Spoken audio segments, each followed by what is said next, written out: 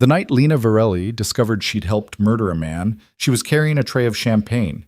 She didn't know it yet, not while smiling at the private table, not while her hands trembled from what Marcus had done to her ribs 3 hours earlier. But when she heard that name spoken aloud in the dining room, the same name from the file she'd photographed last week, something inside her went cold and still. And across the room, a man with winter gray eyes watched her face change. Stay with me until the end of this story. Hit that like button and drop a comment telling me what city you're watching from. I want to see how far Lena's journey reaches. The bruise on Lena's side bloomed purple-black beneath her uniform, spreading like spilled wine across her ribs. She'd learned to breathe shallow on nights like this, small sips of air that didn't press against the damage. The corset of her waitress uniform helped, actually, kept everything compressed, kept everything hidden. She smoothed her hands down the black fabric, checked her reflection in the restaurant's brass-trimmed mirror near the kitchen entrance. Makeup intact, hair still pinned in that low, elegant knot Marcus preferred. The smile she'd practiced for 6 months now came easier, though it never reached her eyes. Table 7 needs refills, Antonio said, sliding past her with a tray of appetizers. The sous chef barely glanced her way. None of them did anymore. Lena had learned that invisible was safer. The Aurelius was the kind of restaurant where a single meal cost more than most people's monthly rent. Crystal chandeliers cast warm light over white tablecloths. The clientele spoke in low murmurs about mergers and acquisitions, about summer homes in the Hamptons, about things Lena couldn't afford to dream about anymore. She'd been working here for 4 months. Marcus had arranged it, of course. He arranged everything. "It'll be good for us," he'd said, standing in their apartment's pristine living room, his lawyer's voice smooth as aged bourbon. "These people, they talk. They trust their servers. You'd be surprised what you can learn just by listening."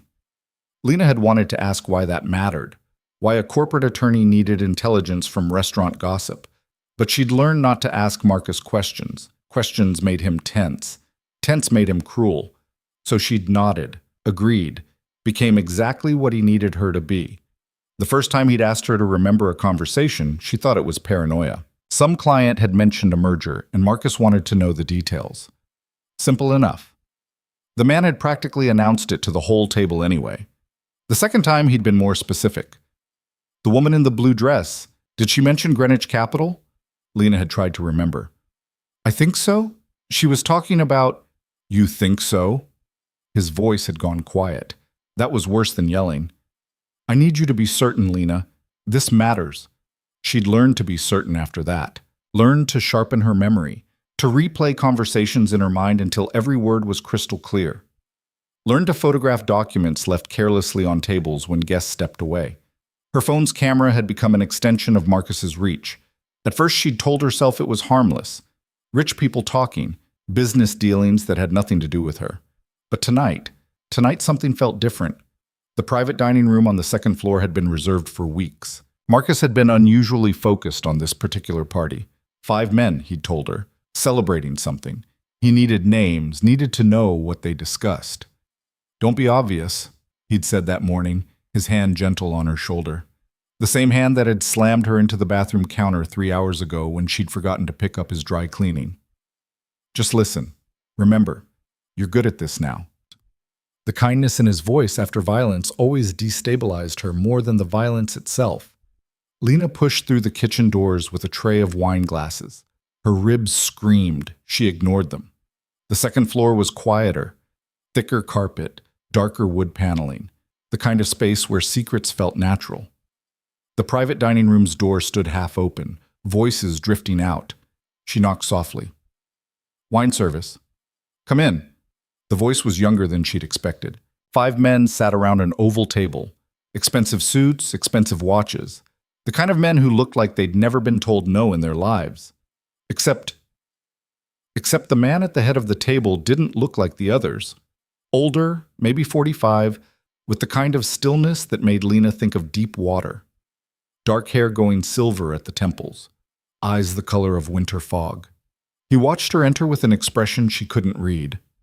"Gentlemen," she said, smile fixed in place. "Can I offer anyone a refill?" They barely acknowledged her. That was normal. To men like this, servers were furniture that occasionally moved.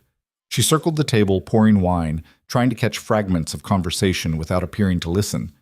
Something about a development project, a timeline, numbers that made her head spin. Vamos.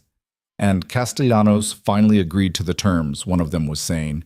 Younger, maybe 30, with slicked back hair and a voice full of self-satisfaction. Took some convincing, but he signed yesterday. Castellanos. The name hit Lena like a fist.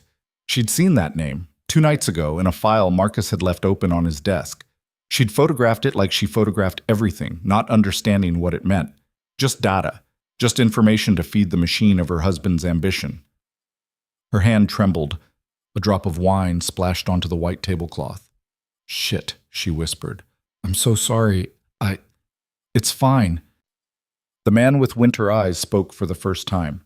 His voice was quiet, but it cut through the room's chatter like a blade. "Accidents happen." She grabbed a napkin, dabbing at the stain, her mind racing.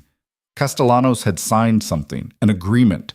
Marcus had wanted to know about Castellanos, had specifically asked her to watch for that name. Why?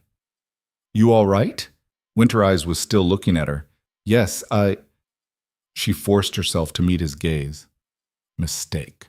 His eyes were too sharp, too knowing, like he could see straight through her makeup to the bruise beneath, through her smile to the panic underneath. "I'm fine. Sorry again." She finished pouring and retreated, her heart hammering against her damaged ribs. In the hallway, she leaned against the wall, trying to breathe, trying to think. The name meant something. Everything Marcus asked her to find meant something. But what? Her phone buzzed in her pocket. "Marcus. How's the party?" She typed back quickly. "Going well. 5 men. Discussing development project." Marcus. Names? She didn't have all of them, but she had one. Lena. One mentioned Castellanos, said he signed yesterday. 3 dots appeared, disappeared, appeared again. Marcus. "Good girl, come home after your shift. We'll talk." The kindness in those words made her stomach turn.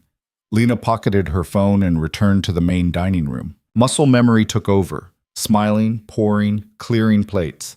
Her mind stayed in that private room upstairs, circling the name Castellanos like a shark circling blood in the water. At the bar, she found Antonio mixing cocktails. "You look like hell," he said, not unkindly. "Long day." "Husband still being a dick?" She didn't answer. Antonio had noticed things. The way she flinched sometimes. The careful way she moved. But he never pushed.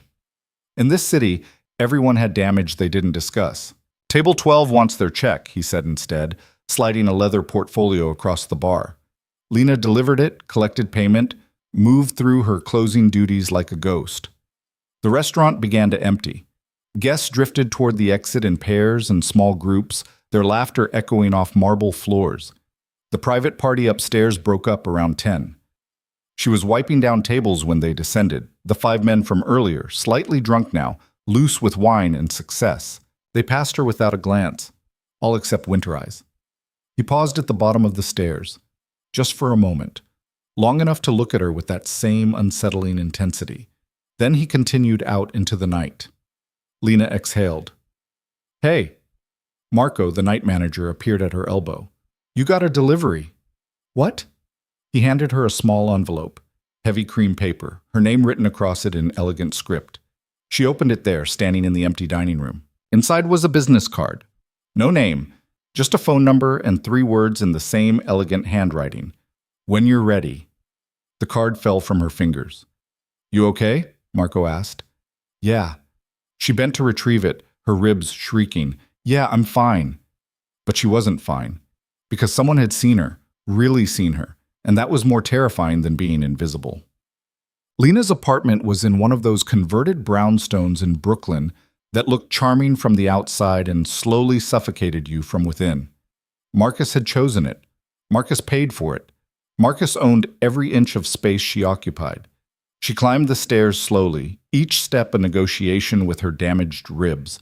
The card from Winter Eyes sat in her pocket like a lit match. The apartment door was unlocked. It was always unlocked when Marcus was home. He didn't believe in barriers between them. "Lena?" His voice came from the living room. "Yeah." She set down her purse, hung up her coat, prepared herself. He was sitting on the leather sofa with a glass of scotch, his laptop open on the coffee table.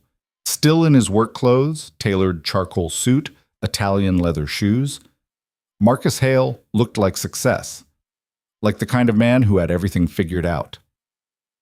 "Come here." He patted the cushion beside him. She sat. Not too close, not too far. The exact distance he preferred. "Tell me about tonight." So she did. Recited the evening like a script, the 5 men, the development project, the mention of Castellanos signing documents. She left out the spilled wine, left out Winter Eyes and his unsettling attention. Marcus listened, sipping his scotch, his free hand resting on her thigh. Possessive but gentle. The contradiction of him always threw her off balance. "Castellanos signed," he murmured. "That's very good, Lena. Very helpful. What does it mean?" His hand tightened on her leg. Just slightly. A warning. "It means I can close a deal that's been pending for months. It means my clients will be very happy." He looked at her, and his smile was beautiful. Marcus had always been beautiful. That's how he'd caught her in the first place. "You did well." She should have felt relief, should have felt pride at pleasing him. Instead, she felt cold. "I'm tired," she said. "Can I—" "Of course." He kissed her forehead. "Get some rest. Tomorrow's Saturday. We'll sleep in." She stood carefully, testing her ribs. They held. In the bathroom, she locked the door and stared at herself in the mirror.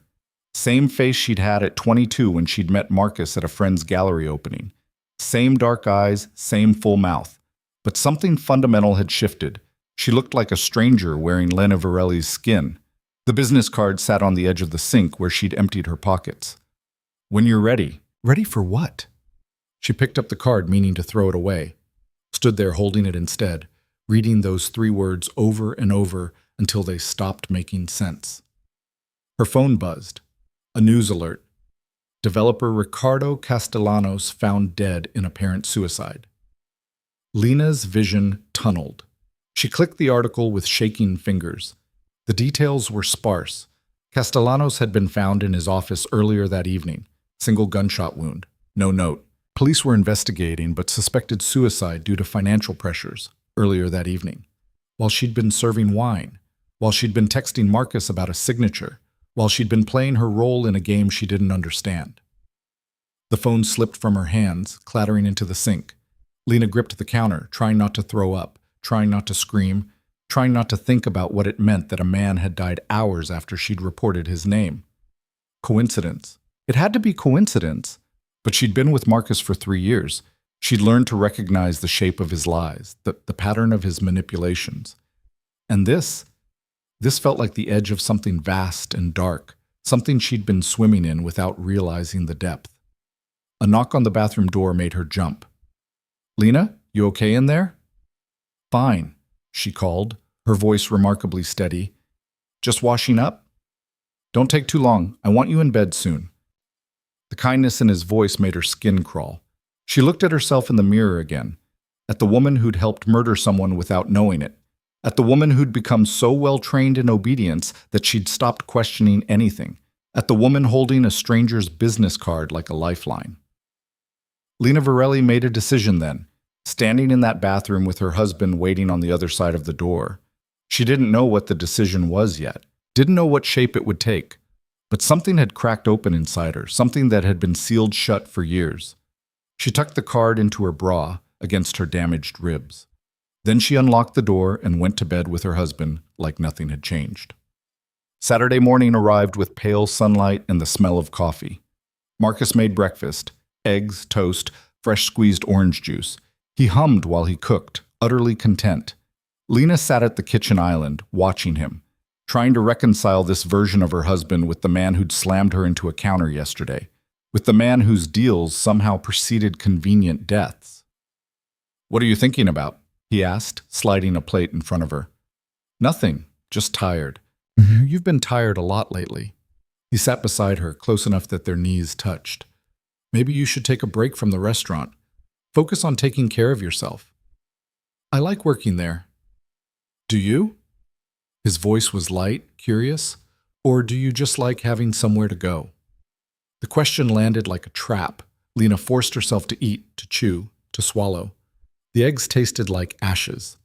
I like feeling useful, she said carefully. You're always useful to me. His hand found hers. Everything you do helps us, helps build our future. Our future. Like they were a team, like she had any say in the architecture of her own life. Her phone buzzed on the counter. A text from an unknown number. The man you asked about last night is dead, did you know? Lena's blood turned to ice. Who is it? Marcus asked. Spam. She silenced the phone, pushed it away. Someone trying to sell me something. He accepted this without question. Why wouldn't he? She had never given him reason to doubt her obedience. Another text came through, then another. Marcus frowned. Maybe you should block. I'll handle it. She grabbed the phone, excused herself to the bathroom again. 3 messages, all from the same unknown number. The man you asked about last night is dead. Did you know? Ricardo Castellanos.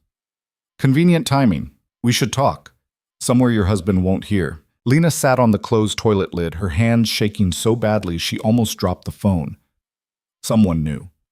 Someone had connected her questions to Marcus, Marcus to Castellanos, Castellanos to death. She should delete these, block the number. Tell Marcus someone was harassing her. Instead, she typed, "Who is this?" The response came immediately. Someone who knows what you're caught in. The card I gave you, the number is mine.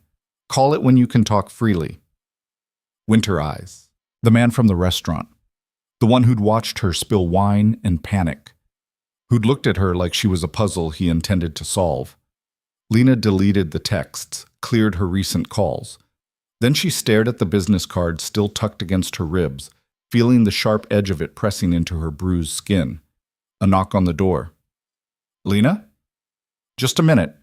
She flushed the toilet for effect, washed her hands, composed her face into something approaching normal. Marcus was waiting in the hallway.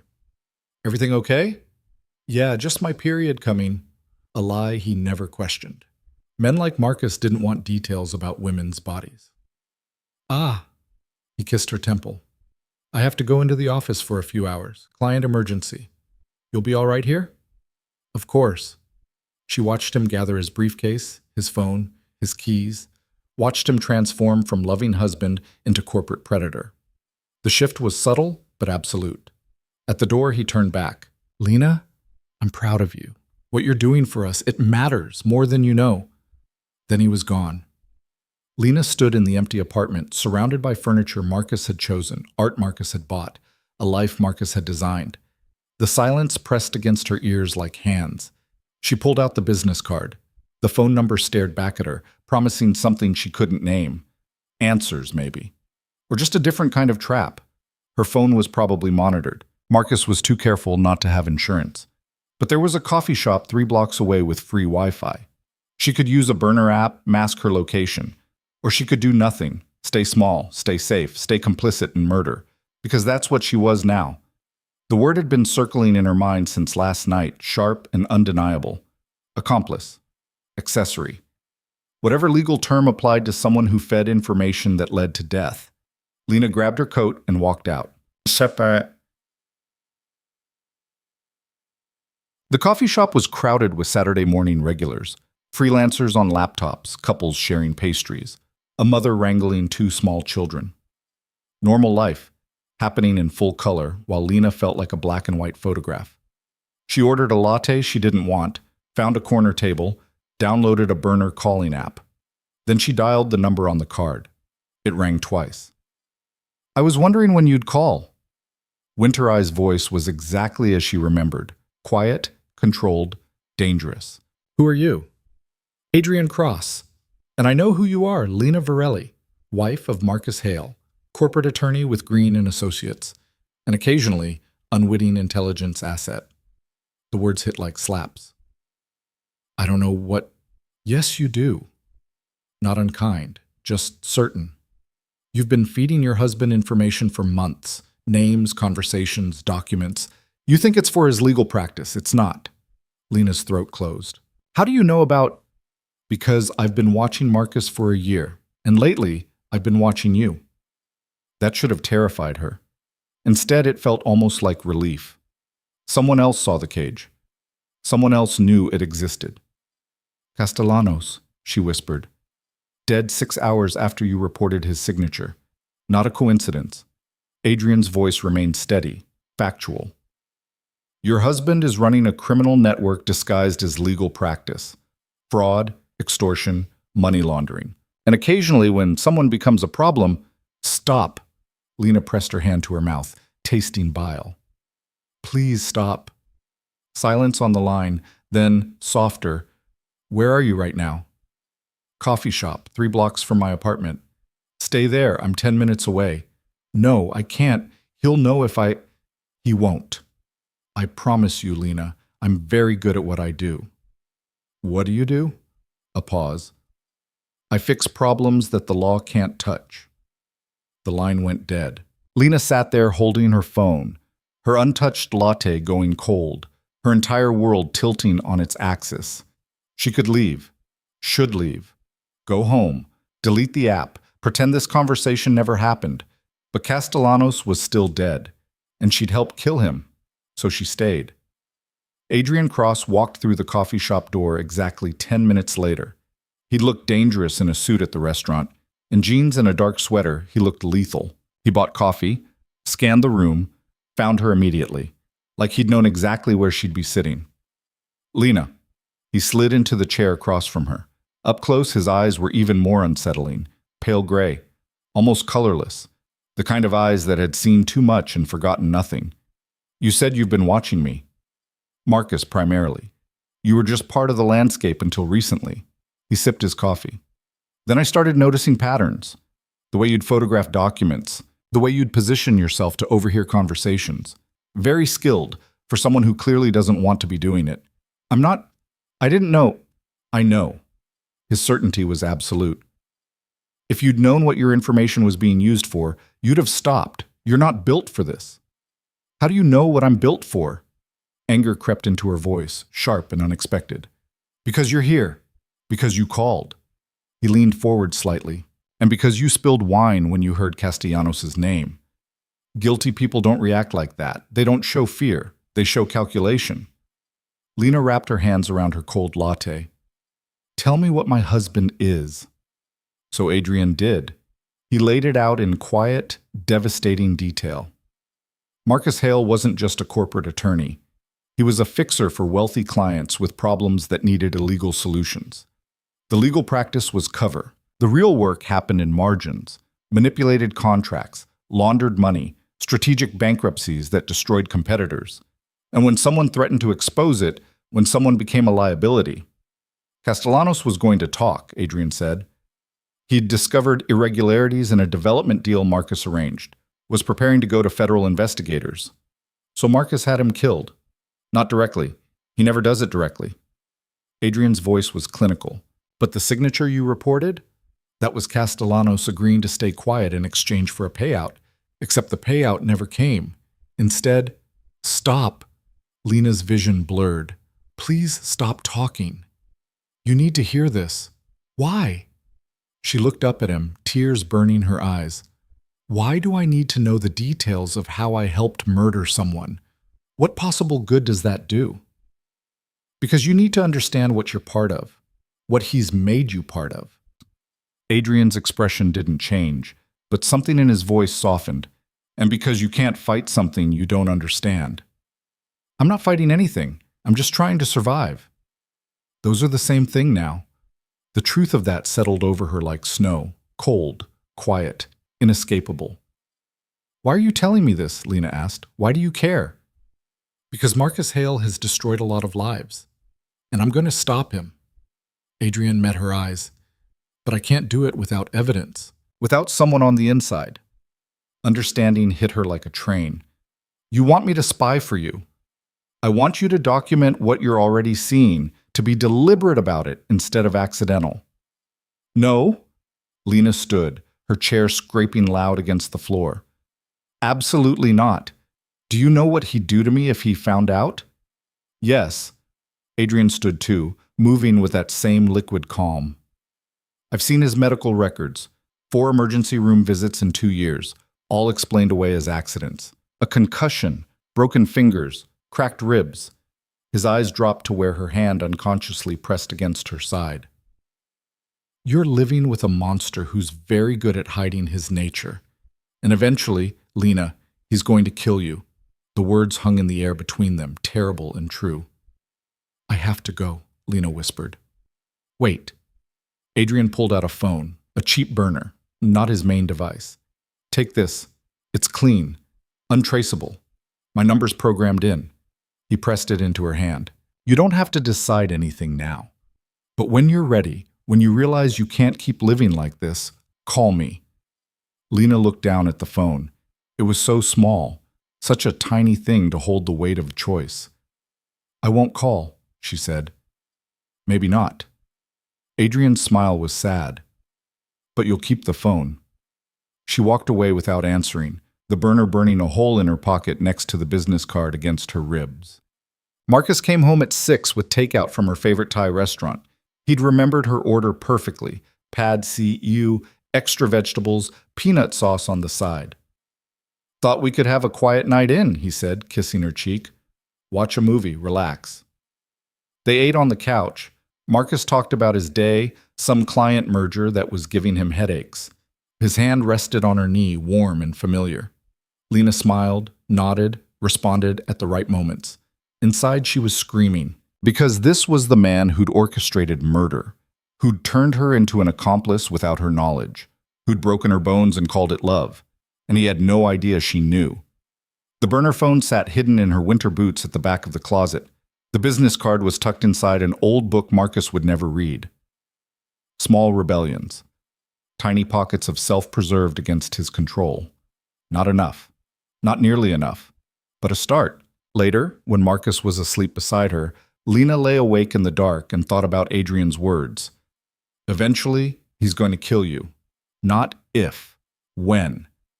The certainty of it settled into her bones like frost. She'd known it somewhere deep down, had felt it in the escalation of Marcus's violence, the increasing possessiveness, the way he looked at her sometimes like she was a problem requiring a permanent solution. She was living on borrowed time, and she had a choice to make about how she spent it. Lena turned her head to look at Marcus's sleeping face. Even in sleep, he was beautiful. Even in sleep, he terrified her. Tomorrow, she'd wake up and play her role, would go to work at the restaurant, would smile at customers, would feed information to the man who owned her. But tonight she let herself imagine something different. Tonight, she let herself imagine fighting back. The thought was so foreign, it almost didn't feel real. But it lodged in her chest next to her damaged ribs, small and sharp and growing. Outside, the city hummed with midnight traffic. Inside, Lena Varelli lay next to her husband and planned her first act of treason. It would start small. A decision to keep the phone, to not throw away the card, to answer the next time Adrian called. Not yet. She wasn't ready yet. But soon. Because the cage was still locked, but now she could see the bars. And seeing them was the first step toward breaking free. The decision to keep the phone felt less like courage and more like spite. Lena spent the next 3 days moving through her routine with Marcus, while the burner sat hidden in her boot like a small bomb waiting to detonate. She photographed documents he left on his desk. She reported conversations from the restaurant. She smiled when he touched her and flinched when he didn't. But something had shifted in the architecture of her fear. On Tuesday, Marcus asked her to work a private event at the Aurelius, some gallery owner's birthday party, the kind of thing that attracted money and the people who moved it around. He'd been particularly attentive that morning, making her coffee exactly how she liked it, asking about her day like he actually cared about the answer. The kindness made her want to scream. Should be a good crowd, he said, straightening his tie in the bedroom mirror. Art world people. Lots of connections. Translation. Listen carefully. Remember everything. Tell me who's there. I'll pay attention, Lena said. I know you will. He kissed her forehead, his hand cupping the back of her neck. Possessive. You're perfect at this. Perfect. Like being a spy for your husband's criminal enterprise was a skill to be proud of. She waited until he left for the office, then pulled the burner from its hiding place. The phone felt heavier than it should, dense with possibility. She turned it on. One text message from Adrian, sent 2 days ago. Still here when you need me. Lena stared at those 5 words until they blurred. Then she typed back, "Working event tonight. Gallery owner's party. Aurelius, 7 p.m." The response came within seconds. "I'll be there." Her finger hovered over the delete button. She could erase this, pretend she'd never sent it. Go back to the safety of her cage. Instead, she tucked the phone away and started getting ready for work. The gallery owner's party was exactly the kind of performance Lena had learned to navigate. 70 people crowded into the Aurelius's main dining room, dripping wealth and false intimacy. She worked the floor with practiced efficiency, refilling champagne glasses, clearing appetizer plates, cataloging faces and names like she'd been trained to do. Marcus would want to know who attended, who talked to whom, what deals were being whispered about in corners. She spotted Adrian almost immediately. He stood near the bar dressed in dark slacks and a fitted jacket, looking like he belonged there while somehow remaining separate from the crowd. When their eyes met across the room, he didn't acknowledge her, just shifted his position slightly so she'd know he was watching. The awareness of his presence changed everything, made her hyper-conscious of how she moved, how she listened, like having an audience for a play she'd been performing alone for months. "Excuse me, miss?" A woman in her 50s, elegant in emerald silk, held up her empty glass. "Of course." Lena poured more champagne, her hand steady. "Thank you, darling. Have you worked here long?" The question was casual, too casual. Lena had learned to recognize when people were fishing. "A few months." "Do you enjoy it? Working with beautiful people, beautiful food?" The woman's smile was sharp. "Must be fascinating, overhearing all the important conversations." Lena's pulse quickened. "I mostly just try to keep the glasses full." "I'm sure." The woman's gaze traveled over her, assessing. "You look familiar. Have we met before?" "I don't think so." Well, you have one of those faces." She touched Lena's arm lightly. "Memorable." The woman drifted away, leaving Lena cold despite the crowded room's warmth.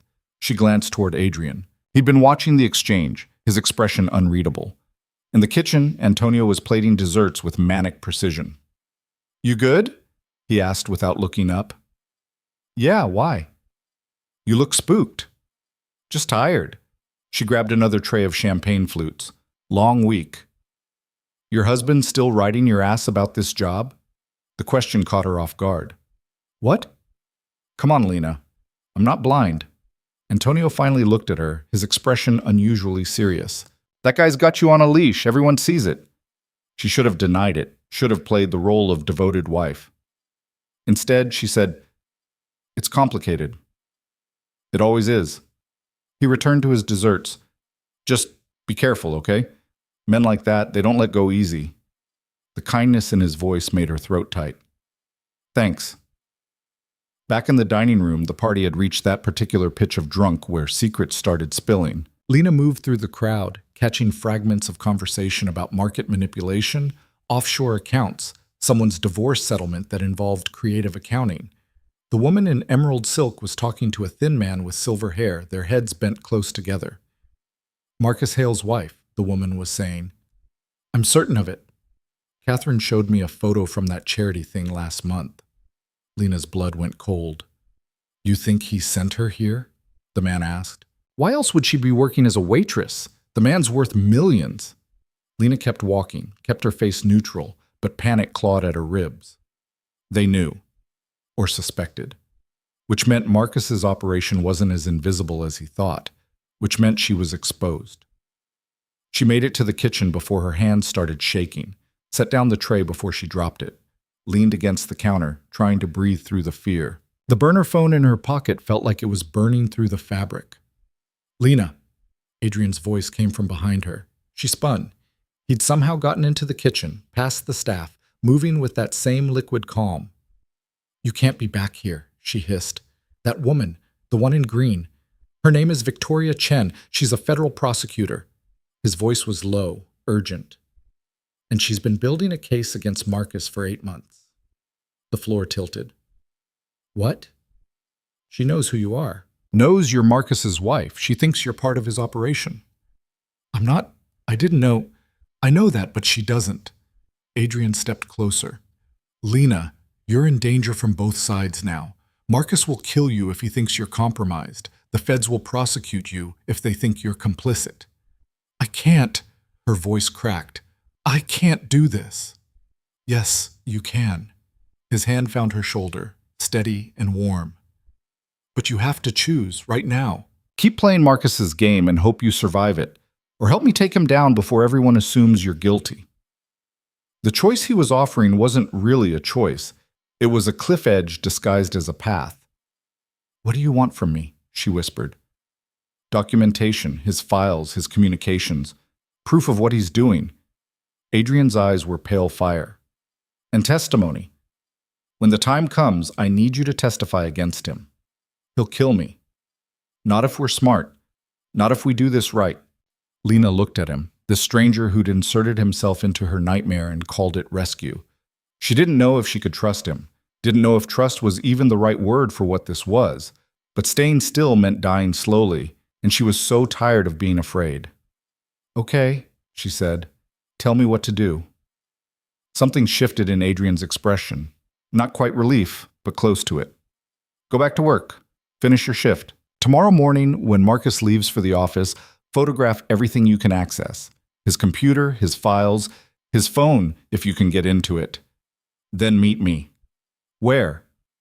He handed her a slip of paper with an address. It's a storage facility in Queens, Unit 47. I'll be there at 10. Lena took the paper, her fingers brushing his. The brief contact felt like a promise, or a threat. What if I can't do this? She asked. You can. Adrian's certainty was absolute.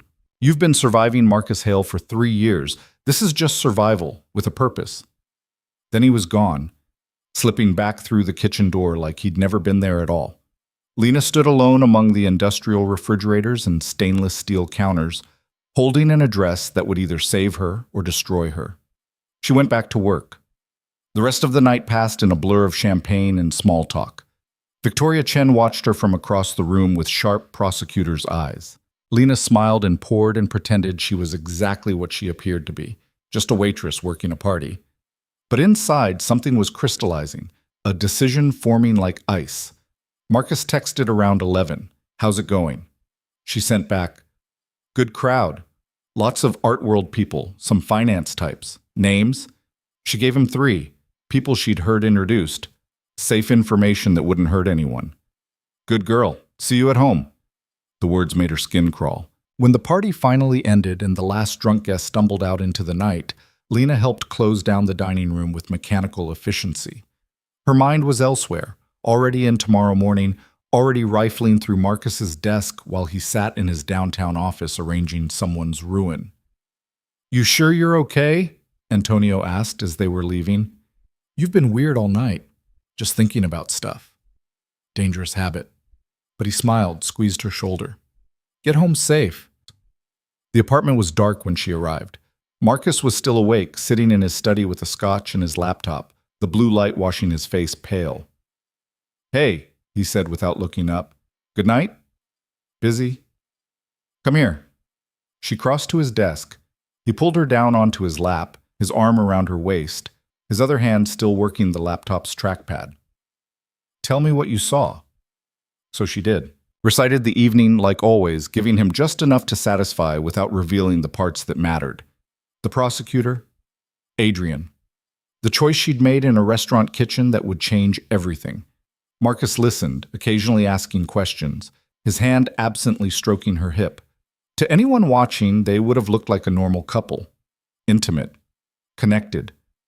The performance of it exhausted her. There was this woman, Lena said carefully. Older, wearing green. She asked me a lot of questions. What kind of questions? How long I'd worked there. If I enjoyed it. Said I looked familiar. She felt him tense slightly. It felt off. Did she give a name? No. Marcus was quiet for a moment, his hand stilling on her hip. Then, describe her. Lena did, watching his face in the laptop's glow. His expression didn't change, but she'd learned to read the subtle signs, the tightness around his eyes, the set of his jaw. That's Victoria Chen, he said finally. She's a federal prosecutor, has been sniffing around some of my clients. Should I be worried? No. His smile was reassuring, practiced. She's fishing. Probably heard you were my wife and wanted to see if she could rattle you. Don't engage with her if you see her again. Okay. He kissed her neck, his stubble rough against her skin. You did good tonight, baby. I'm proud of you. The endearment made her want to vomit. She extracted herself from his lap, pleading exhaustion, and escaped to the bedroom. Lay in the dark for 2 hours, waiting for him to come to bed, her mind cataloging everything she'd need to photograph in the morning. When Marcus finally slid in beside her, she pretended to be asleep, felt him kiss her shoulder, his hand settling possessively on her waist. Love you, he murmured into her hair. Lena kept her breathing steady, kept her body still, and said nothing. Morning came too bright and too fast. Marcus woke her with coffee and toast, already dressed in one of his expensive suits, smelling like cologne and ambition. I've got back-to-back meetings until 3, he said. You gonna be around? Probably. I might run some errands. Nothing too exciting, I hope. He smiled, kissed her forehead. I'll call you later. She waited until she heard the apartment door close, counted to 60, then got up and went to his study. The room was Marcus's sanctuary. Dark wood furniture, leather chairs, framed degrees on the wall advertising his legitimacy. His desk was organized with military precision, computer closed, files stacked neatly, all of it locked behind passwords she didn't have. Except Marcus was predictable in his arrogance. He thought Lena was too afraid to betray him, too compliant to question. He'd never bothered to hide his passwords from her. She opened his laptop. The login screen appeared. She typed in his password, her birthday, followed by his initials. The desktop loaded. Her hand shook as she opened his email client. Thousands of messages. She didn't have time to read them all. Instead, she used the burner phone to photograph the screen, scrolling quickly through subject lines that made her stomach turn. R.E. Castellano situation resolved. Updated. Harbor View development. New timeline. Confidential. JM Holdings transfer complete. She clicked into the Castellanos email. It was from someone named David Park. Brief and clinical. Package delivered. Issue contained. Invoice attached. Package. Issue. The euphemisms for murder made her want to scream. She photographed it. Moved on. His file cabinet was locked, but the key was in his desk drawer. Another arrogance. Inside were folders organized by client name. She pulled them out one by one, photographing every page, her phone's camera clicking over and over. Financial statements showing money moving through shell companies. Contracts with clauses that looked legal but weren't. Letters from people begging Marcus to reconsider, to show mercy, to please just give them more time. One folder was labeled simply LV, her initials. Lena's hands went numb as she opened it. Inside were medical records from her emergency room visits. Photographs of her. Some she remembered Marcus taking, others that must have been surveillance. A document titled Marriage Contingency Plan that outlined in cold legal language how to handle her if she became unstable or uncooperative. The final page made her vision tunnel. In the event of necessary termination, ensure appearance of accident or suicide. Documented history of injuries and mental instability will support narrative. Necessary termination. They were talking about killing her like she was a business liability. Lena photographed every page with shaking hands, bile rising in her throat. Then she carefully returned the folder to its exact position, closed the cabinet, locked it. She had 90 minutes before she needed to leave for Queens. She spent them going through Marcus's entire study, documenting everything she could find. Bank statements, client lists, text messages on an old phone he kept in a drawer, probably thinking she'd never look. Messages to David Park about handling problems. Messages to other lawyers about moving money.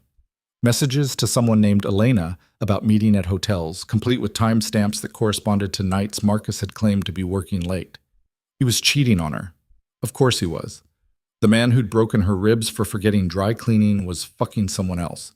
The infidelity should have hurt. Instead, it felt like confirmation. Marcus Hale was exactly the monster she'd suspected.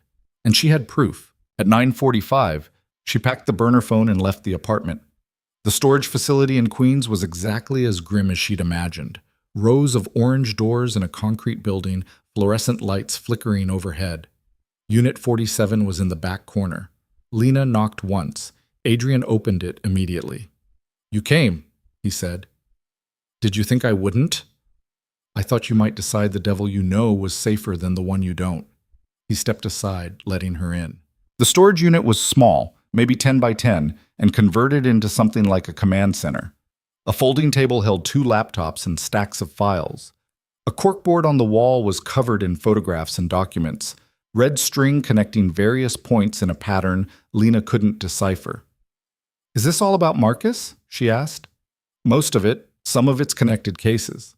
Adrian closed the door behind her. "Did you get anything?" She handed him the burner phone. "Everything I could photograph. His emails, files, text messages. There's a lot." He took the phone, his fingers brushing hers. "Thank you. This is more than I expected." "There's something else." Lena's voice cracked. "He has a file on me. A plan for if I become a problem. He's going to kill me, Adrian. It's in writing." Adrian's expression darkened. "Show me." She scrolled through the photos until she found the contingency plan, handed the phone back to him, watched his jaw tighten as he read. "Son of a bitch," he murmured. "I need to leave him. Tonight. I can't go back there." "You have to." Adrian looked up at her, and his eyes were full of something that might have been sympathy. "If you run now, before we have enough to arrest him, he'll disappear. Or worse, he'll find you." "So I'm supposed to just go home? Sleep next to him? Pretend everything's fine?" "For now, yes." He set the phone down. "But not for long, I promise you, Lena. We're close." "How close?" "A week. Maybe 2. I need time to verify this documentation, to build a case that will stick. Then we move." 2 weeks. 14 days of living with a man who'd written her death warrant. "I can't do this," she whispered. Adrian crossed to her, his hands gentle on her shoulders. "You can. You're stronger than you think. You don't know me. I know you came here. I know you're fighting back." His grip tightened slightly. "That's everything." Lena looked up at him, this stranger who'd appointed himself her ally, and tried to find the strength he claimed she had. It felt like grasping at smoke. "What if he finds out?" she asked. "Then you call me immediately, and I get you somewhere safe." "What if he kills me before I can call?" Adrian's expression went very still. "Then I make sure he pays for it." The promise should have been comforting. Instead, it highlighted just how fragile her survival had become. She pulled away from him, wrapping her arms around herself. "I should go. He'll wonder where I am." "Wait." Adrian went to the table, pulled out a small device that looked like a USB drive. "Hide this somewhere in his study, behind furniture, inside a book. Anywhere he won't find it." "What is it?" "Audio recorder, voice activated. It'll capture anything said in that room for the next month." He pressed it into her hand. "This is important, Lena. We need him confessing, talking about his operation with associates. This could be the difference between a conviction and him walking free." She stared at the tiny device. So small, so dangerous. "Okay," she said. "And this?" He handed her a different phone, newer than the burner. "Encrypted. If you need to reach me, use this. I'll know immediately if you're in trouble." "How?" "There's a panic button. Press it 3 times fast and I'll know to come get you." The fact that he'd prepared for her needing emergency extraction was somehow both terrifying and reassuring. "Thank you," Lena said quietly. "Don't thank me yet." Adrian's smile was grim. "We're just getting started." She left the storage unit with a recording device in one pocket and an encrypted phone in the other, feeling like a spy in a story that wasn't supposed to be her life. The train ride back to Brooklyn felt surreal. People reading newspapers, listening to music, living their normal lives while Lena carried evidence that could destroy her husband and possibly get her killed. When she got back to the apartment, Marcus was sitting in the living room. She froze in the doorway. "Hey," he said, looking up from his phone. "Where were you?" "Errands, grocery store." She held up the bag she'd picked up as camouflage. "We were out of coffee." "You were gone for 3 hours." Her heart hammered. "I ran into an old friend. We got coffee." "Who?" "Sarah. From college. Remember I mentioned her?" Marcus stood, crossing to her with slow deliberation. "No, I don't remember you mentioning her." I'm sure I did. Lena kept her voice steady. It's been years. We talked for a while. He was close now, his hand coming up to cup her face, gentle, threatening. Lena, are you lying to me? No. She met his eyes, willing herself not to flinch. Why would I lie about getting coffee? For a long moment, he just stared at her, searching for cracks in her performance. Then he smiled. You wouldn't. I'm sorry. Long day. I'm on edge. The relief was dizzying. It's okay. He kissed her, his hand sliding to the back of her neck, possessive. I worry about you, that's all. There are dangerous people in this city. The irony nearly broke her. I know, she said. I'm careful. That night, while Marcus was in the shower, Lena hid the recording device inside a leather-bound law book on his shelf. The kind of book that looked important, but clearly hadn't been opened in years. She tested it once, whispering, Can you hear me? Then she closed the book and returned it to its place, praying Adrian knew what he was doing. Over the next week, Lena perfected the art of living two lives simultaneously. During the day, she was Marcus's perfect wife, cooking his meals, working at the restaurant, feeding him information. At night, she used the encrypted phone to send Adrian updates about Marcus's schedule, his meetings, the people he called, and the recording device captured everything said in his study. On Thursday, Marcus came home excited. I closed the Harborview deal, $8 million in fees. That's great, Lena said, kissing his cheek. We should celebrate. Dinner at that place you like. They went to an expensive French restaurant where Marcus ordered wine that cost more than Lena used to make in a month. He was charming, attentive, everything a husband should be. Except she could see the calculation behind his eyes now, could see how he used charm like a weapon. I've been thinking, he said over dessert. Maybe you should quit the restaurant, focus on other things. Alarm bells rang. Why? You've been working so hard, and honestly, I don't need the intelligence anymore. I have other sources now. His hand covered hers. I want you home. Safe. Safe. Or contained. I like working, Lena said carefully. I know, but I'd like you to consider it. His thumb stroked her wrist. For me. She recognized the command beneath the request. Marcus was tightening his control, which meant he sensed something shifting, which meant she was running out of time. That night, she texted Adrian, He wants me to quit my job. I think he's suspicious. The response came immediately. We're almost ready. Hold on. But holding on felt like drowning in slow motion. On Saturday, Marcus left for a golf game with clients. Lena immediately pulled out the encrypted phone and called Adrian. I can't do this much longer, she said when he answered. He's watching me differently, asking questions. I know. We're moving faster. Adrian's voice was tense. I've been analyzing the recordings from his study. He's meeting with David Park on Monday. If they discuss the Castellanos situation on tape, we'll have everything we need. And then what? Then we move. Get you somewhere safe. Arrest Marcus. Burn his entire operation down. It sounded impossible, like a fantasy she'd invented to survive. What if it doesn't work? Lena asked. It will work. Trust me. Trust. Such a fragile thing to build a plan on, but it was all she had. Monday came wrapped in gray weather and Lena's crawling anxiety. Marcus left for the office at 8, kissing her goodbye like always. She spent the morning pretending to clean while actually checking the recording device's indicator light, still active, still capturing. At 2, her encrypted phone buzzed. A text from Adrian. Park arrived early. They're in the study now. Her heart stopped. She wasn't supposed to be here.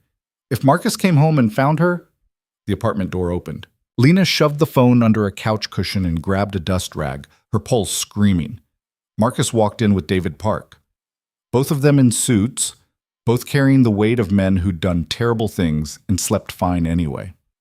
I thought you'd be at the restaurant, Marcus said, frowning at her.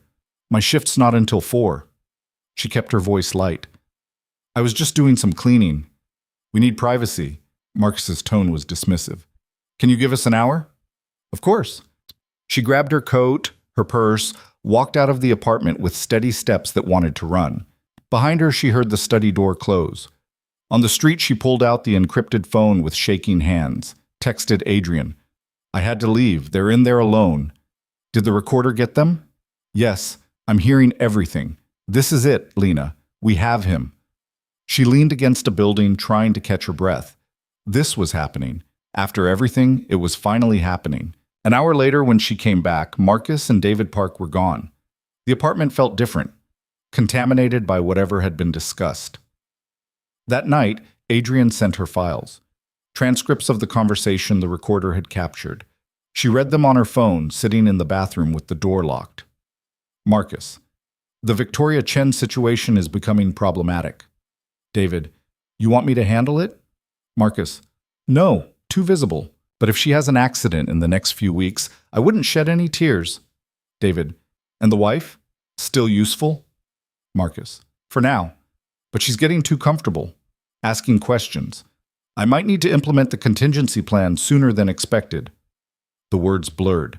Lena read them again, making sure she'd understood. Marcus was planning to kill the federal prosecutor investigating him, and he was planning to kill her. She vomited into the toilet, her whole body shaking. When she could stand, she called Adrian. I heard, he said before she could speak. I'm bringing this to the FBI tonight. Tomorrow, they'll move on him. What about me?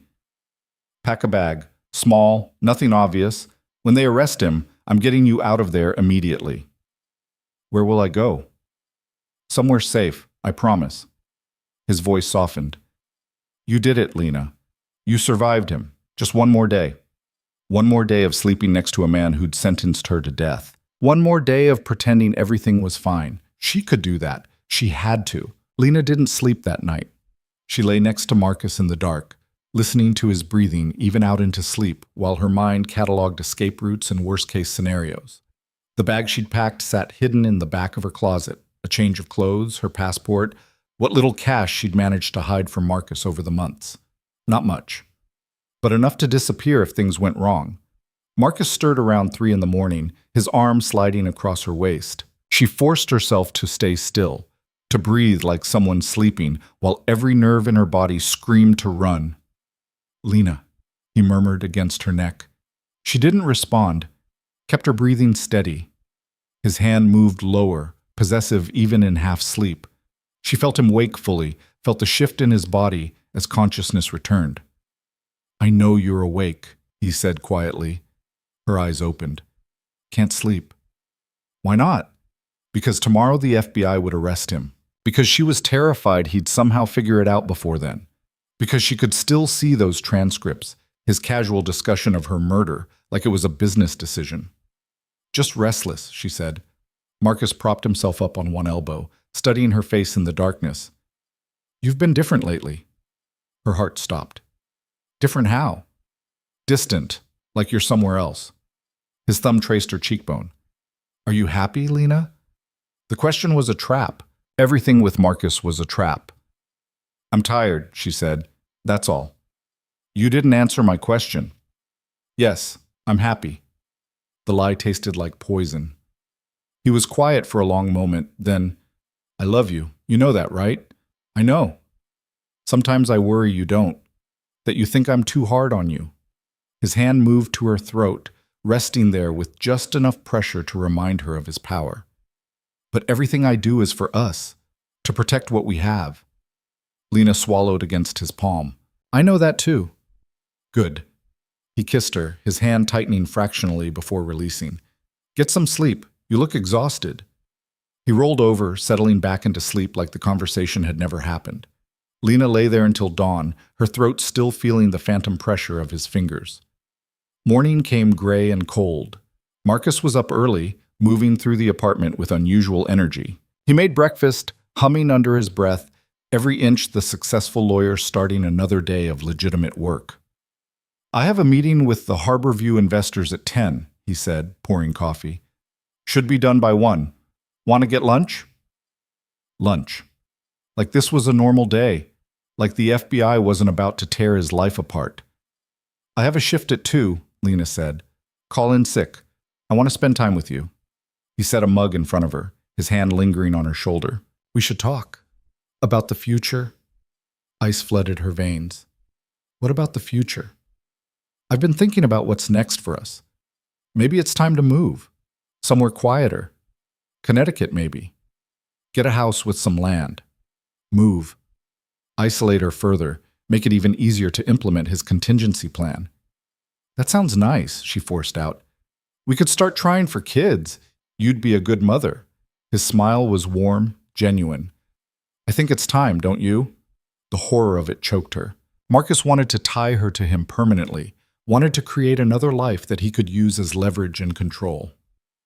Maybe, she said. We should talk about it. That's what lunch is for. He kissed the top of her head. I'll text you when I'm done with the meeting. She watched him leave, briefcase in hand, looking like any other corporate attorney heading to his office. Not like a man who'd ordered murders. Not like a man who'd written his wife's death warrant. The moment the door closed, Lena grabbed the encrypted phone. He wants to have lunch, wants to talk about moving, about kids. Something's wrong. Adrian's response came within seconds. FBI is moving at 11 a.m. Stay calm. I'm close by. She looked at the clock. 9:15. Less than 2 hours until Marcus's entire world collapsed. Unless he ran. Unless someone tipped him off. Unless the 1,000 things that could go wrong actually did.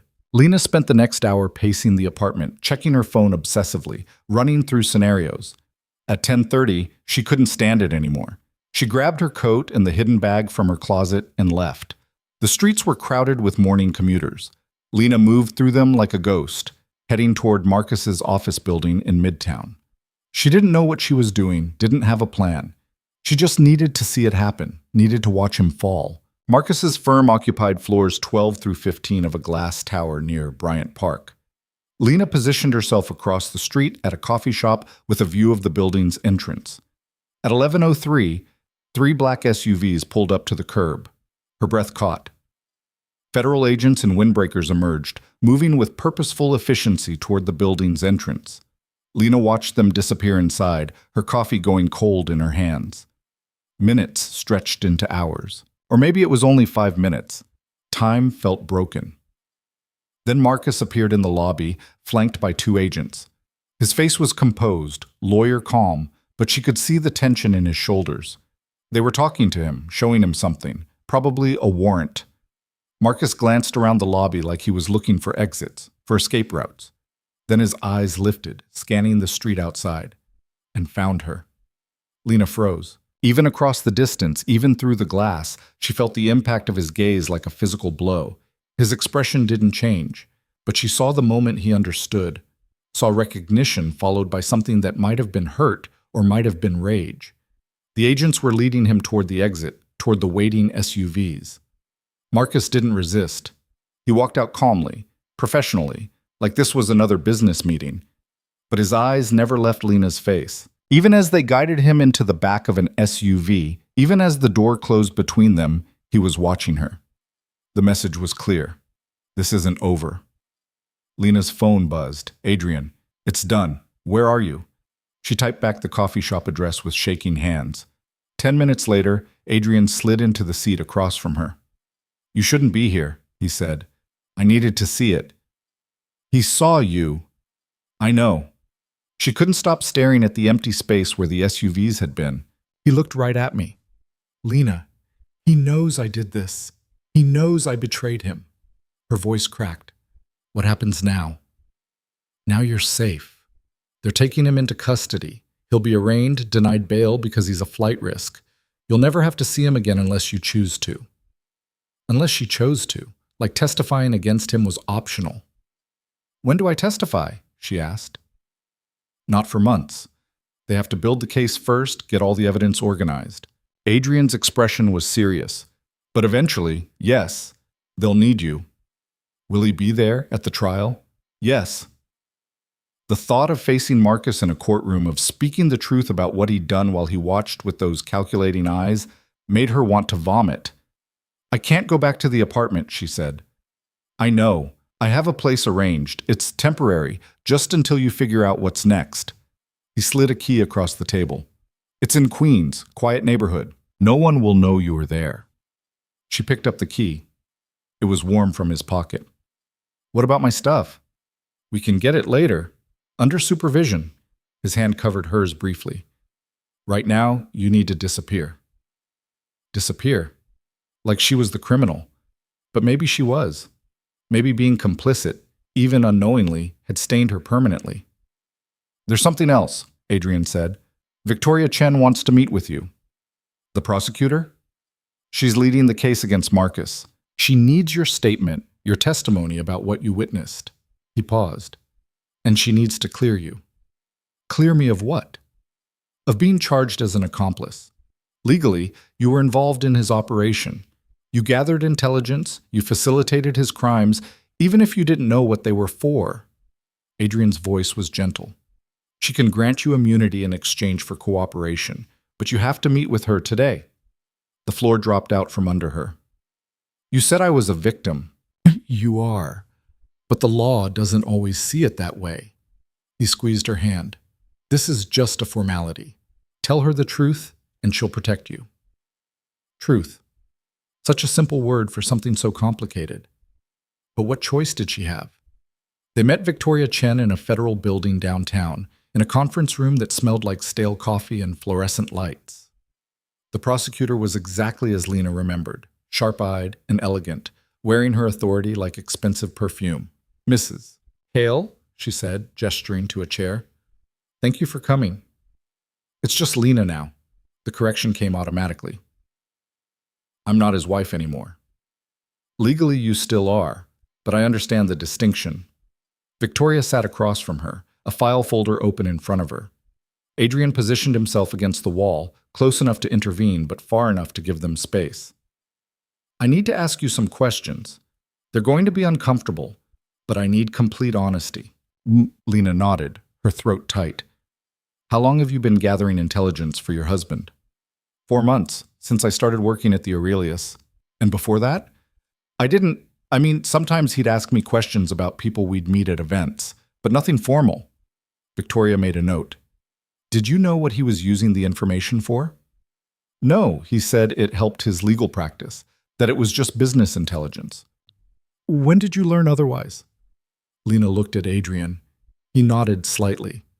When Ricardo Castellanos died, she said quietly, I'd reported his name to Marcus the night before. The next day, Castellanos was dead. That's when I started to understand. But you continued working for your husband after that. I was scared. Her voice broke. He hurt me. He controlled everything. I didn't think I could stop. Did he ever explicitly tell you to commit crimes? No, he was careful. He just asked questions and I answered them. Victoria leaned back, studying her. You understand that legally, ignorance isn't a complete defense.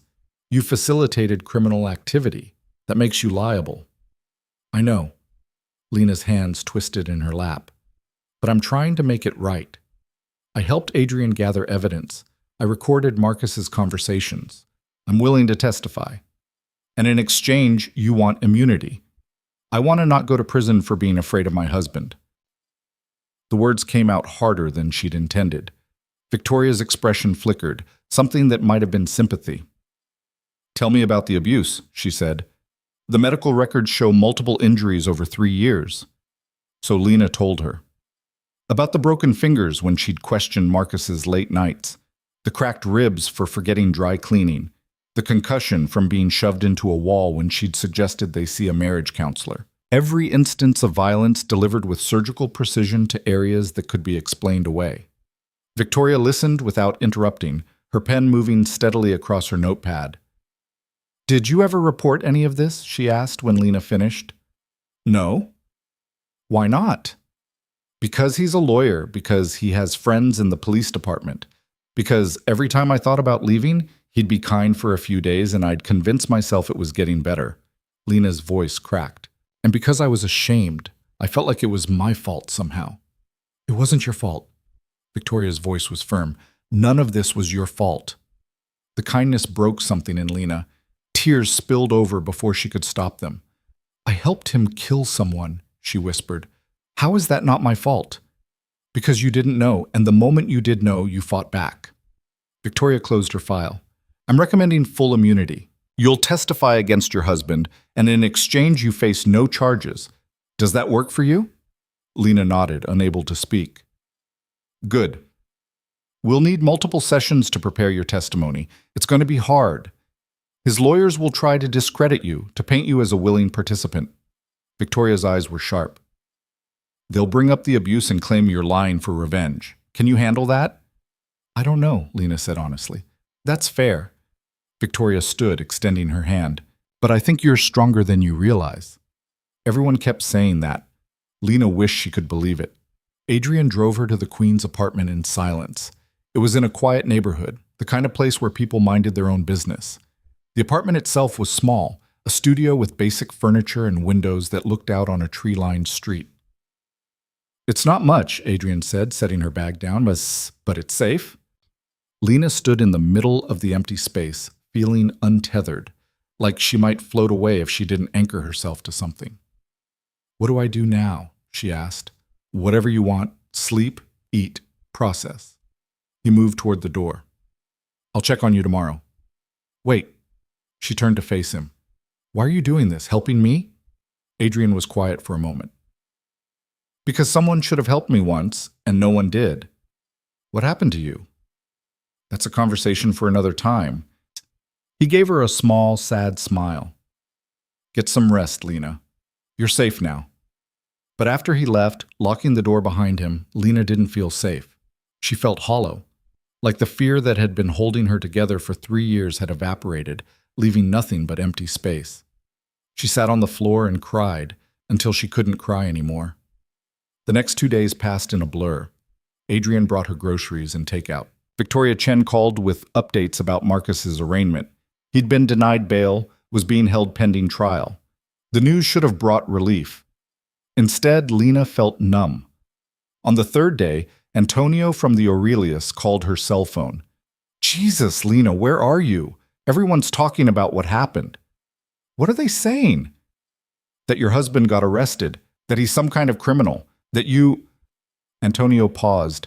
Are you okay? Did he hurt you? The concern in his voice made her throat tight. I'm okay, I'm safe. Where are you? I can't tell you that, I'm sorry. Shit, okay, just, if you need anything, call me, all right? Thank you. After she hung up, Lena realized that Antonio was probably the closest thing she had to a friend, and she couldn't even tell him where she was. The isolation pressed in on her like hands around her throat. On day 4, Adrian arrived with news that made her stomach drop. Marcus made bail, he said.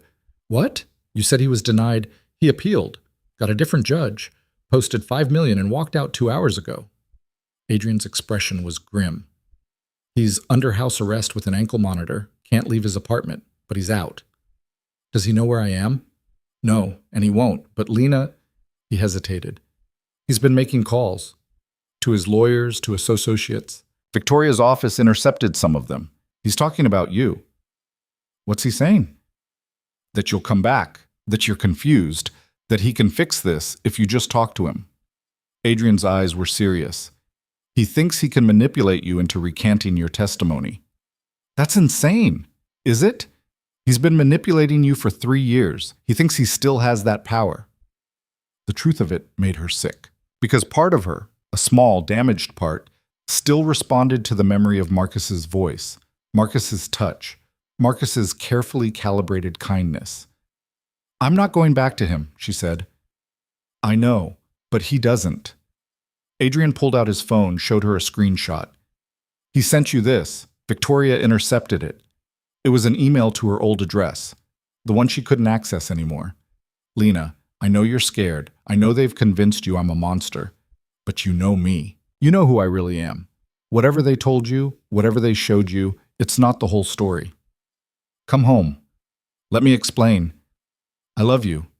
I've always loved you. This is all a misunderstanding. Please, give me a chance to make this right. The words were exactly calibrated to trigger her guilt, her doubt, her trained response to his needs. He's good, Lena said quietly. He's a predator, and predators don't change. Adrian took his phone back. I need to ask you something. Are you ready to really fight him? Because this is going to get worse before it gets better. I don't have a choice. You always have a choice. You can run, change your name, disappear. I can help you do that. Lena looked at him, this man who kept offering her escape routes, and realized she was tired of running. "No," she said. "I want to fight. Then we need to go on offense." Adrian sat down across from her. "Victoria's building the criminal case, but there's another angle. Civil court.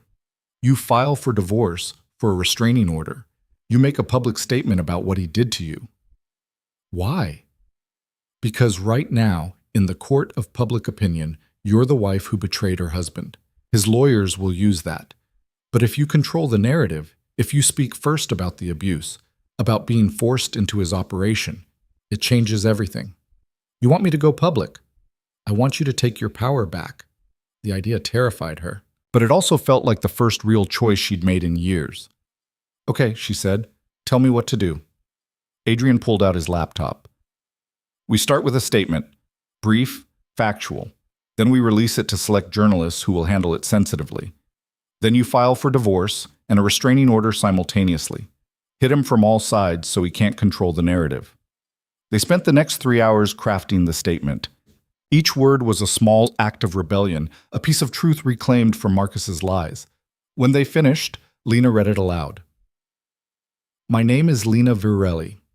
For 3 years, I was married to Marcus Hale. During that time, I suffered physical and psychological abuse that I was too afraid to report. I was also coerced into gathering information for what I believed was legitimate legal work, but which I now understand was part of a criminal operation. The moment I learned the truth, I cooperated fully with law enforcement. I am filing for divorce and requesting a restraining order. I am sharing my story because I want other people trapped in abusive relationships to know that escape is possible, that speaking the truth, no matter how terrifying, is worth it. I will not be silenced anymore." Her hands shook as she lowered the paper. "This is really happening." "This is really happening," Adrian confirmed. "Are you ready?"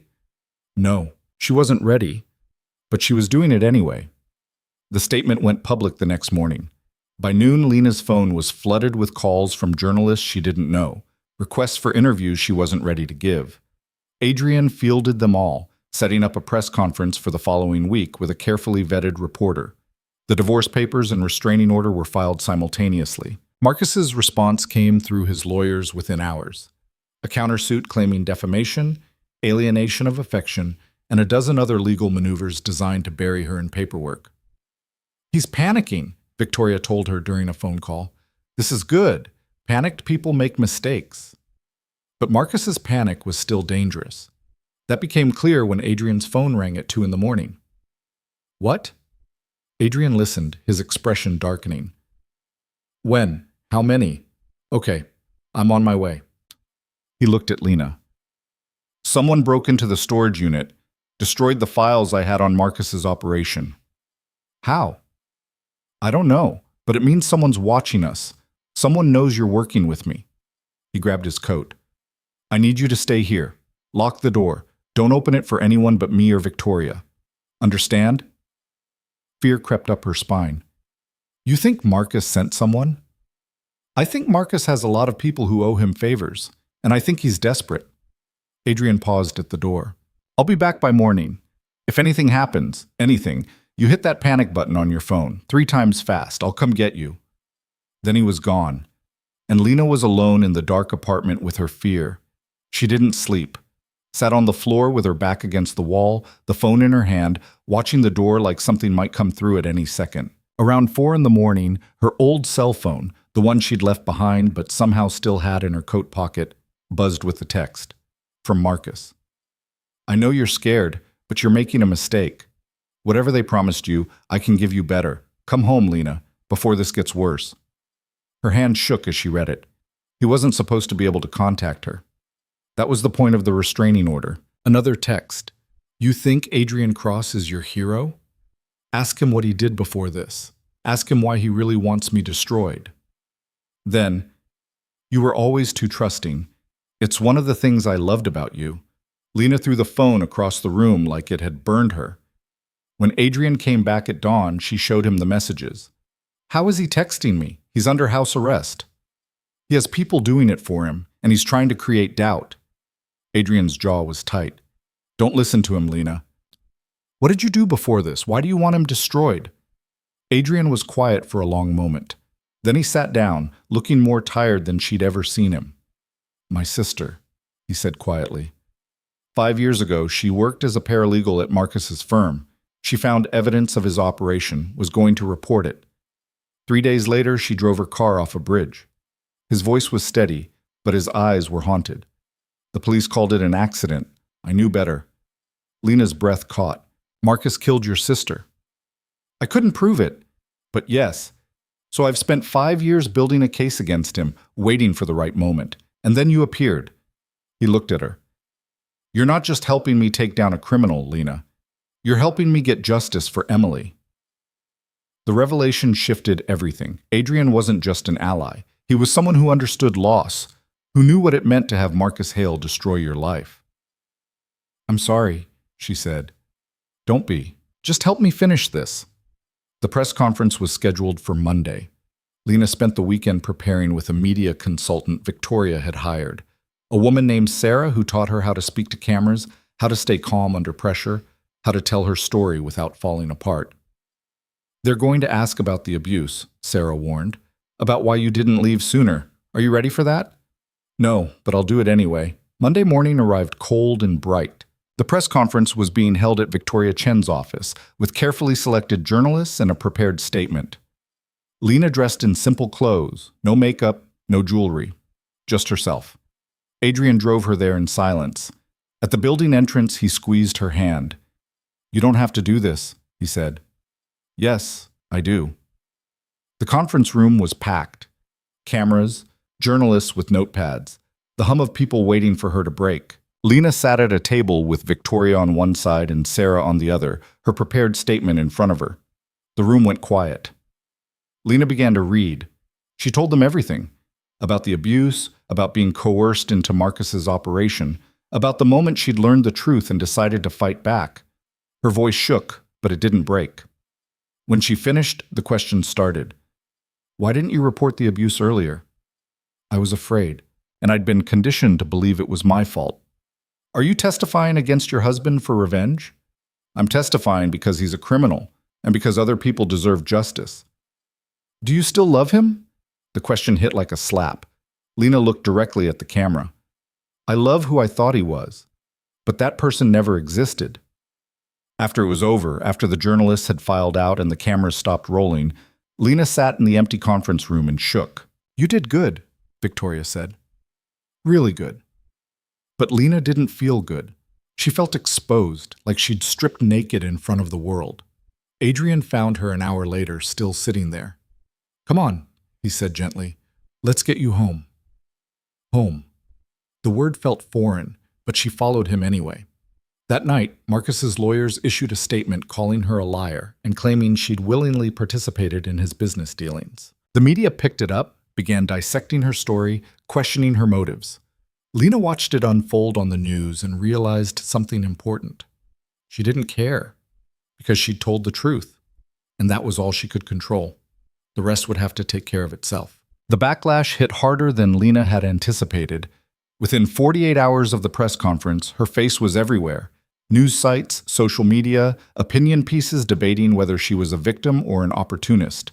Marcus's legal team had flooded the media with their narrative. Devoted husband betrayed by unstable wife seeking attention and revenge. They released photos of them together at charity galas, smiling and perfect. Someone leaked medical records from her ER visits with doctor's notes stating her injuries were consistent with patients' account of accidental falls. Marcus's colleagues gave interviews describing him as brilliant, dedicated, incapable of violence. The comment sections were brutal. Half the internet called her brave. The other half called her a liar, a gold digger, a woman scorned making up stories to destroy a good man's career. Lena stopped reading after the first day.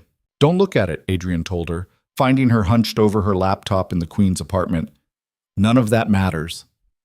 "It feels like it matters." Her voice was hollow. "They're saying I made it all up. They don't know what happened. You do. I do. Victoria does." He closed her laptop firmly. "The only opinions that count are the jury's, and we're going to make sure they hear the truth." But truth felt slippery when presented through the lens of expensive lawyers and calculated PR campaigns. Marcus had resources Lena couldn't match: money, connections, the presumption of respectability that came with being a successful attorney. All she had was her voice, and increasingly, she wondered if that would be enough. Victoria called that evening with news that made Lena's stomach turn. Marcus's team is filing a motion to exclude your testimony about the abuse, she said. They're arguing it's prejudicial and irrelevant to the fraud and conspiracy charges. How is it irrelevant? It shows his pattern of control. I agree, but his lawyers are good. They're going to fight us on everything. Victoria's voice was tight with frustration. There's something else. They're subpoenaing your medical records, all of them, including psychiatric treatment. Lena went cold. I saw a therapist twice after my mother died. That was 4 years ago. They'll use it anyway. Paint you as mentally unstable, prone to delusions, classic defense strategy in cases like this. Victoria paused. I need you to be prepared for them to twist everything about you into a weapon. I already am prepared. I've been living with Marcus for 3 years. The trial date was set for 6 weeks out. In the meantime, Lena existed in a strange limbo. Too exposed to hide, too raw to fully engage with the world. She stayed in the Queen's apartment, venturing out only for meetings with Victoria's team to prepare her testimony. They drilled her relentlessly. Victoria's associate, a sharp-eyed woman named Rachel, played Marcus's lawyer, asking brutal questions designed to shake her composure. Isn't it true you never reported any of this alleged abuse to police? Yes, but yes or no, Ms. Varelli? Yes. Isn't it true you willingly participated in gathering information for your husband's business for months? I didn't know what it was for. Yes or no? Yes. So you expect this jury to believe you were a helpless victim while simultaneously acting as an intelligence operative? I was manipulated. That's convenient, isn't it, playing the victim when it suits you? By the end of these sessions, Lena was shaking, her confidence shredded. Rachel would drop the act immediately, her voice softening. You did okay, but you need to stay calmer. Don't let them bait you into emotional responses. How am I supposed to stay calm when they're calling me a liar? Because getting emotional makes you look unstable, and that's what they want. Rachel's expression was sympathetic but firm. I know it's not fair, but that's how this works. Adrian visited most evenings, bringing food and checking on her mental state. He didn't push her to talk when she didn't want to, didn't offer false reassurances, just sat with her in the silence, a steady presence when everything else felt chaotic. You ever regret getting involved in this? Lena asked him one night. In taking down Marcus? Never. In helping me specifically. He looked at her for a long moment. No. You're not a burden, Lena. You're the reason we're going to win. What if we don't win? What if he walks? Then we try again. Find another way. His voice was certain. But he's not walking. I won't let that happen. The conviction in his words should have been comforting. Instead, it worried her. Adrian was so focused on destroying Marcus that she wondered what would happen when it was over, if there would be anything left of him beyond that singular purpose. 2 weeks before the trial, Lena received an unexpected visitor. She answered the knock on her door to find a young woman standing in the hallway, mid-20s, with dark hair pulled into a messy bun and paint stains on her hands. Lena Varelli? The woman asked. Who are you? My name is Maya Reeves. I need to talk to you about Marcus Hale. Lena's first instinct was to close the door. Adrian had warned her about journalists posing as sympathetic strangers, about Marcus's associates trying to get close to her. I'm not giving interviews, she said. I'm not a journalist. Maya's voice cracked slightly. Marcus destroyed my career. I saw your press conference. I want to help. Something in the woman's expression, raw and desperate and familiar, made Lena hesitate. How did you find me? I have a friend who works in the prosecutor's office. She told me where you were staying. Maya pulled out her phone, showed Lena a photo of herself with Victoria Chen. I'm not lying, please. Just 5 minutes. Against her better judgment, Lena let her in. Maya sat on the edge of the couch, her hands twisting together. I was an artist. A good one. 3 years ago, Marcus represented a gallery owner who wanted to commission a series from me. Big money, career-making opportunity. What happened? The contract had clauses I didn't understand, legal language that seemed standard. Marcus assured me it was fine, that he'd negotiated favorable terms. Maya's voice went bitter. Turned out I'd signed away all rights to my work. The gallery owner sold my pieces for millions. I got $15,000 total and can't even reproduce my own art without being sued. Lena's chest tightened. Did you take it to court? I tried, but Marcus had structured everything perfectly legal. Unethical as hell, but legal. My lawyer said fighting it would cost more than I'd ever recover. Tears tracked down Maya's face. I lost everything. My apartment, my studio. I couldn't create anymore because every idea felt like it would just be stolen again. I've been working retail for 2 years trying to rebuild. I'm sorry, Lena said quietly. But why are you here? Because I want to testify. If Victoria's team will have me. Maya looked up, her eyes fierce. I want to tell the jury what Marcus does to people. How he destroys lives and calls it business. I know my case isn't part of the criminal charges, but it shows his pattern. Shows he's been doing this for years. Lena studied this woman. Another person Marcus had broken and discarded. Another life ruined by his calculated cruelty. You should talk to Victoria Chen, Lena said. I'll give you her number. Thank you. Maya stood, then hesitated. Can I ask you something? Do you regret marrying him? The question landed heavy between them. Lena thought about the woman she'd been at 22. Hopeful, ambitious, so sure Marcus Hale was the kind of man you built a future with. Every single day, she said, but I don't regret leaving. After Maya left, Lena called Victoria. There's a woman named Maya Reeves who wants to testify. She says Marcus destroyed her career. I know her case. His lawyers will argue it's not relevant to the criminal charges. Victoria sounded thoughtful, but it could be powerful for establishing pattern of behavior. I'll talk to her. How many others are there, people he's destroyed? More than we can count. Most are too afraid to come forward, Victoria's voice softened. You started something when you spoke up, Lena. You gave other people permission to be brave. But bravery felt like a word for people who weren't terrified all the time. The next day, Adrian arrived looking grim. Marcus's team is changing tactics. They're offering a plea deal. Lena's heart jumped. What kind of deal? Reduced charges. He pleads guilty to fraud and money laundering, gets 5 to 7 years. In exchange, the murder conspiracy charges get dropped. That's insane. He killed people. We can't prove he killed people. We can prove he facilitated Castellanos' death, but connecting him directly is harder than Victoria thought. Adrian's frustration was evident. His lawyers know this. They're banking on the prosecution taking a guaranteed conviction over risking trial. What does Victoria say? She's considering it. A guaranteed 5 years versus possibly losing at trial, and he walks free? It's a calculation. He looked at her. But it also means you might not have to testify. You could walk away from this right now.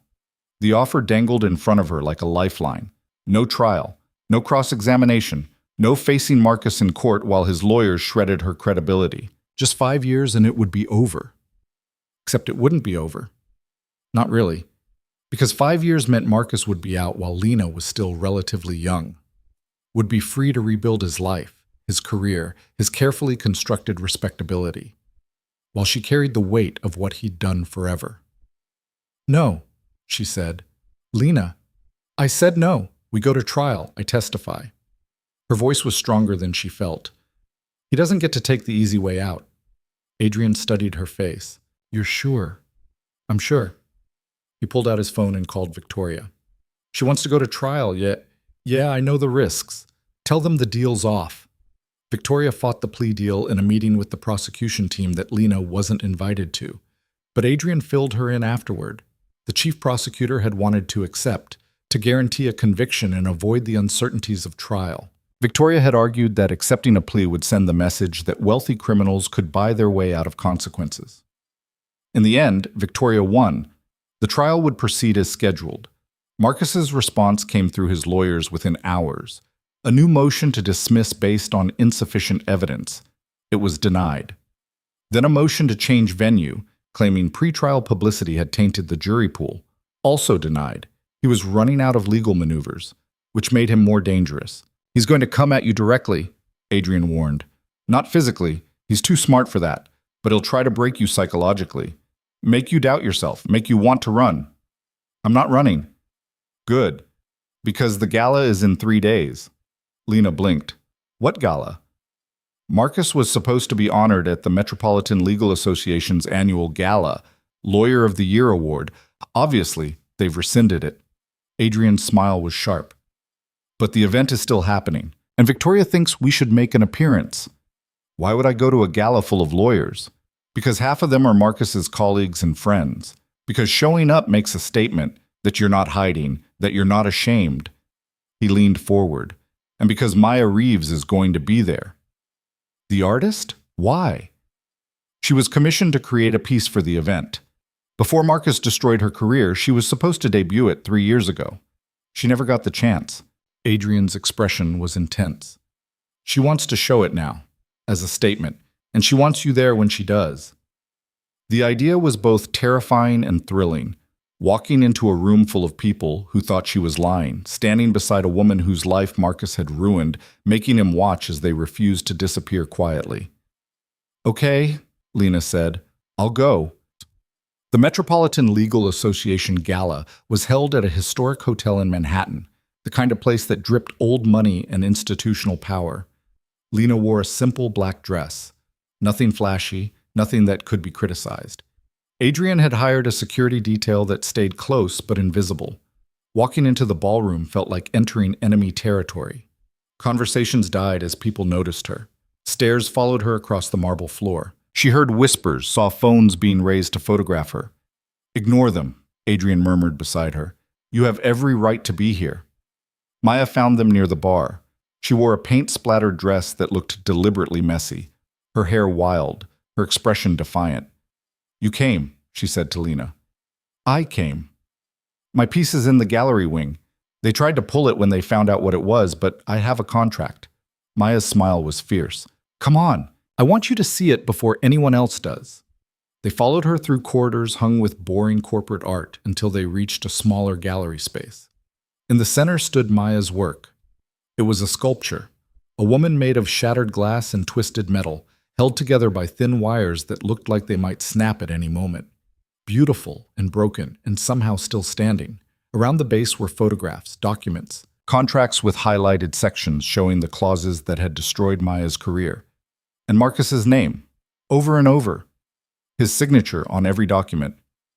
It's called The Architecture of Ruin, Maya said quietly. It's about what men like Marcus do. How they take something whole and break it systematically, piece by piece, until you don't recognize yourself anymore. Lena stared at the sculpture, seeing herself in every sharp edge and fractured surface. It's perfect, she whispered. Other guests began filtering in, drawn by curiosity. Lena watched their faces as they read the documentation, as they realized what they were seeing. Some looked uncomfortable, others angry. One man, late 50s, expensive suit, stopped in front of the sculpture with his wife. This is inappropriate, he said loudly. Marcus Hale is innocent until proven guilty. This is character assassination. This is art, Maya said, stepping forward. And those are legal documents, public record. I'm not assassinating his character. I'm showing what he did to mine. You signed those contracts willingly. I signed what I was told were standard agreements by a lawyer I trusted. Maya's voice rose. He lied. He manipulated. He destroyed my career for profit. And he did it legally, which somehow makes it okay? The man's wife touched his arm. Richard, let's go. But a crowd had gathered. People were filming on their phones. This confrontation was going to be all over social media within minutes. You're bitter because you weren't talented enough to succeed, the man, Richard, continued. Don't blame Marcus for your failures. Lena felt something snap inside her. She wasn't talented enough? Her voice cut through the murmurs. Or she trusted the wrong person? How many times are we going to blame victims for being manipulated by people who are very good at manipulation? Richard turned to her, his expression contemptuous. Ah, the wife. Tell me, Mrs. Hale, if your husband was so terrible, why did you stay for 3 years? The question hung in the air. Everyone was watching now. Lena could have walked away, could have let Adrian handle this, could have stayed quiet and dignified like Victoria had coached her. Instead, she stepped closer to Richard, her voice steady. I stayed because I was afraid. Because he broke my ribs and then brought me flowers. Because he isolated me from everyone I knew and convinced me it was love. Because leaving an abuser is the most dangerous thing you can do, and I wasn't ready to die. She paused. But I'm not afraid anymore. I'm angry. And I'm done being quiet about what he is. Silence. Then someone started clapping. Then another person. Then half the room. Richard's face went red. He stormed out, his wife hurrying after him. Adrian appeared at Lena's elbow. That was either brilliant or a disaster. Victoria's going to have opinions. I don't care. And she meant it. The fear that had controlled her for years was transforming into something harder, sharper, something that felt like power. They stayed for another hour, Lena and Maya standing by the sculpture while people approached with questions, with support, with their own stories of being destroyed by men who called it business. By the time they left, Maya was crying. Thank you, she said to Lena. I couldn't have done that without you here. Yes, you could have. You already survived him once. So did you? They hugged in the hotel lobby, two women who'd been broken by the same man and refused to stay broken. The footage from the gala went viral overnight. Lena's confrontation with Richard was clipped and shared across every platform. Opinion pieces debated whether she'd been brave or inappropriate. Marcus's legal team issued a statement calling it a publicity stunt designed to prejudice potential jurors. Victoria called Lena at midnight, her voice tight. What were you thinking? I was thinking I'm tired of people defending him while calling us liars. You just gave his lawyers ammunition to claim you're on a vendetta, that you're unstable, vindictive. Good. Lena's voice was hard. Let them argue that. Let them explain to a jury why being angry about abuse makes me unreliable. Victoria was quiet for a moment. Then she laughed, short and sharp. You know what? Fine. We'll use it. They want to paint you as emotional? We'll show the jury that you have every right to be emotional, that anger doesn't invalidate truth.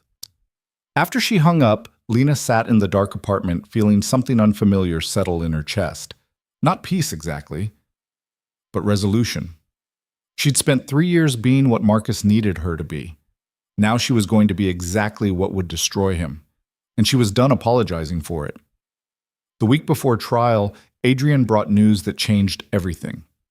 David Park flipped, he said, barely containing his excitement.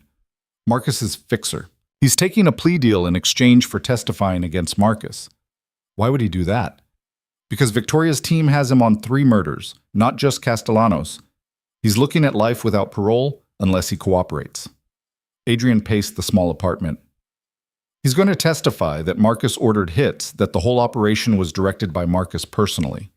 This is what we needed, Lena. This seals it. But the next morning, David Park was found dead in his cell. Apparent suicide.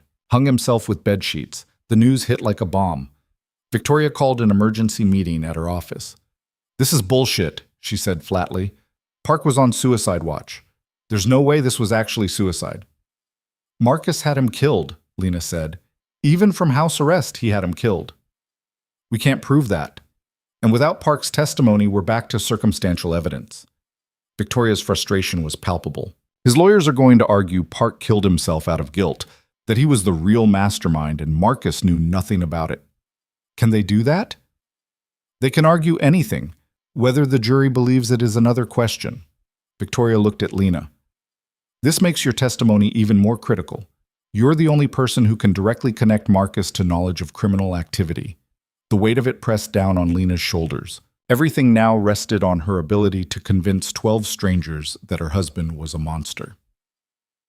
The trial started on a cold Monday morning in November. Lena sat in the gallery behind the prosecution table, Adrian on one side and Maya on the other.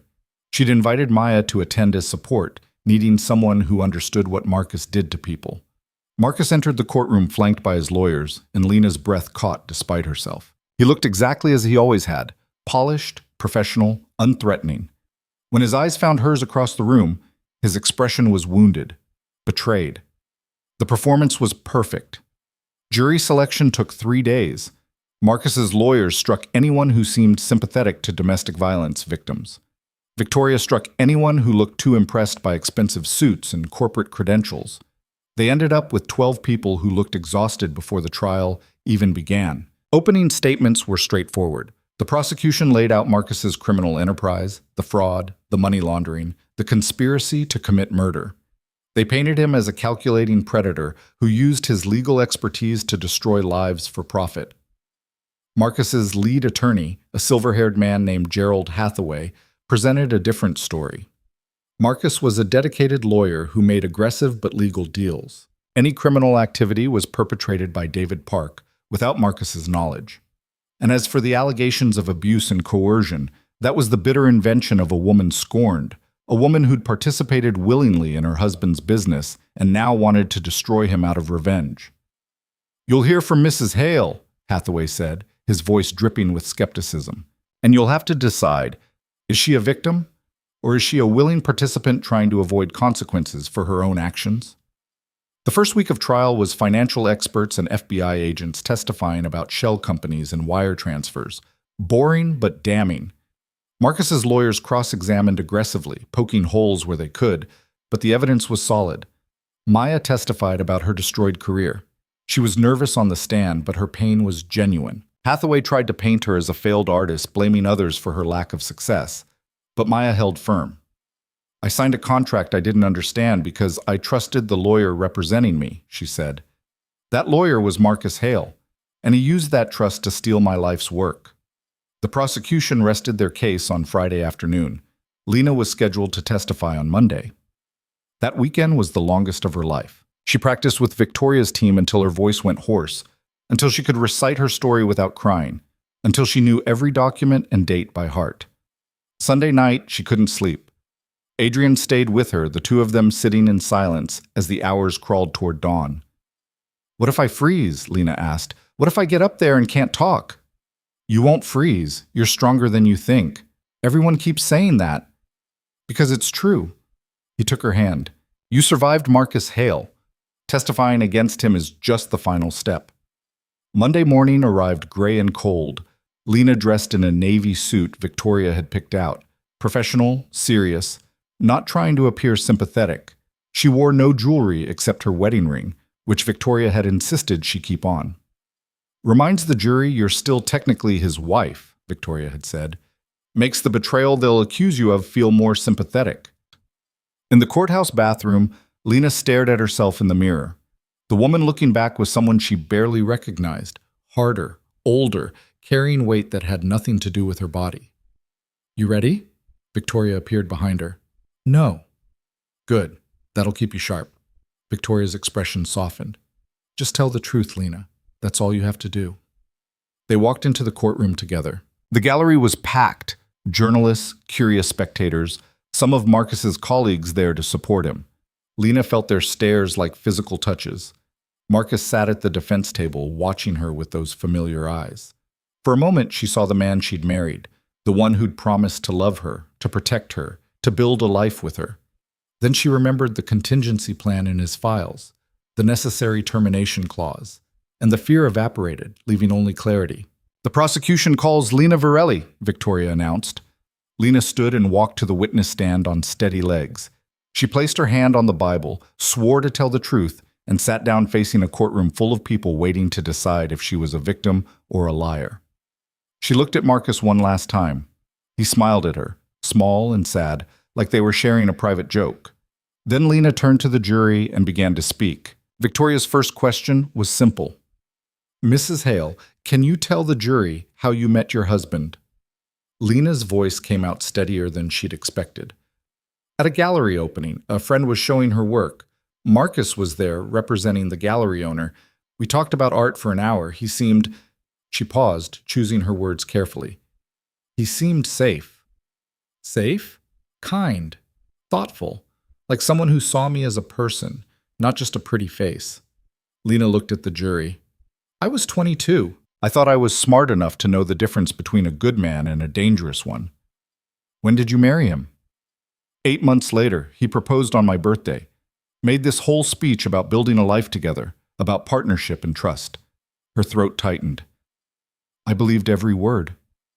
Victoria walked her through the early months of marriage.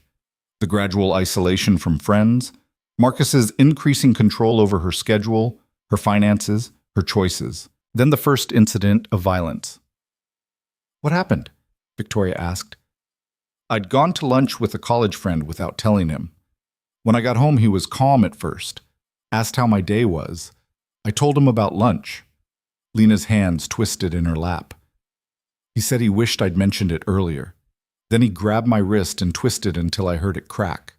2 fingers broken.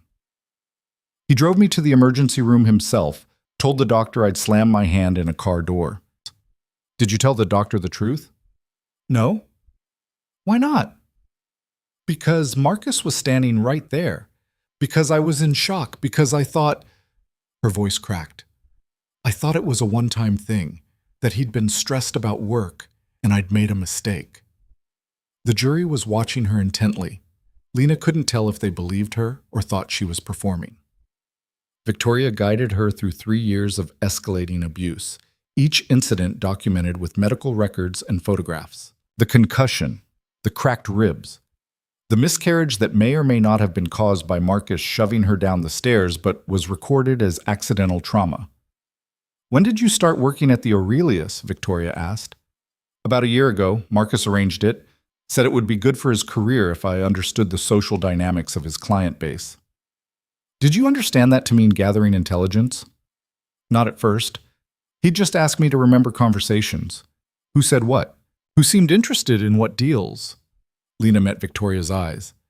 I thought I was helping with legitimate legal work. When did you realize otherwise? When Ricardo Castellanos died. I'd reported his name to Marcus the night before. The next day he was dead. Victoria pulled out the photographs Lena had taken of Marcus's files. The jury saw them on screens mounted throughout the courtroom, emails about handling problems, financial records showing money moving through shell companies, the contingency plan with Lena's initials. What is this document? Victoria asked, displaying the termination clause. It's my husband's plan to kill me if I became inconvenient. Lena's voice was flat. He wrote it like a business strategy, necessary termination, make it look like suicide or an accident. A murmur went through the courtroom. Marcus's expression didn't change, but his lawyer leaned over to whisper something urgent. Victoria spent 2 hours walking Lena through the evidence, through her decision to cooperate with Adrian, through the recordings that had captured Marcus and David Park discussing murder. Why did you come forward? Victoria asked finally. Because I didn't want to be responsible for anyone else dying, and because I realized he was going to kill me anyway. Lena looked directly at Marcus. I could die quiet, or I could fight back. I chose to fight. No further questions. The judge called a 15-minute recess. In the hallway, Adrian found Lena leaning against a wall, shaking. You did good, he said. Cross-examination hasn't started yet. You'll handle it.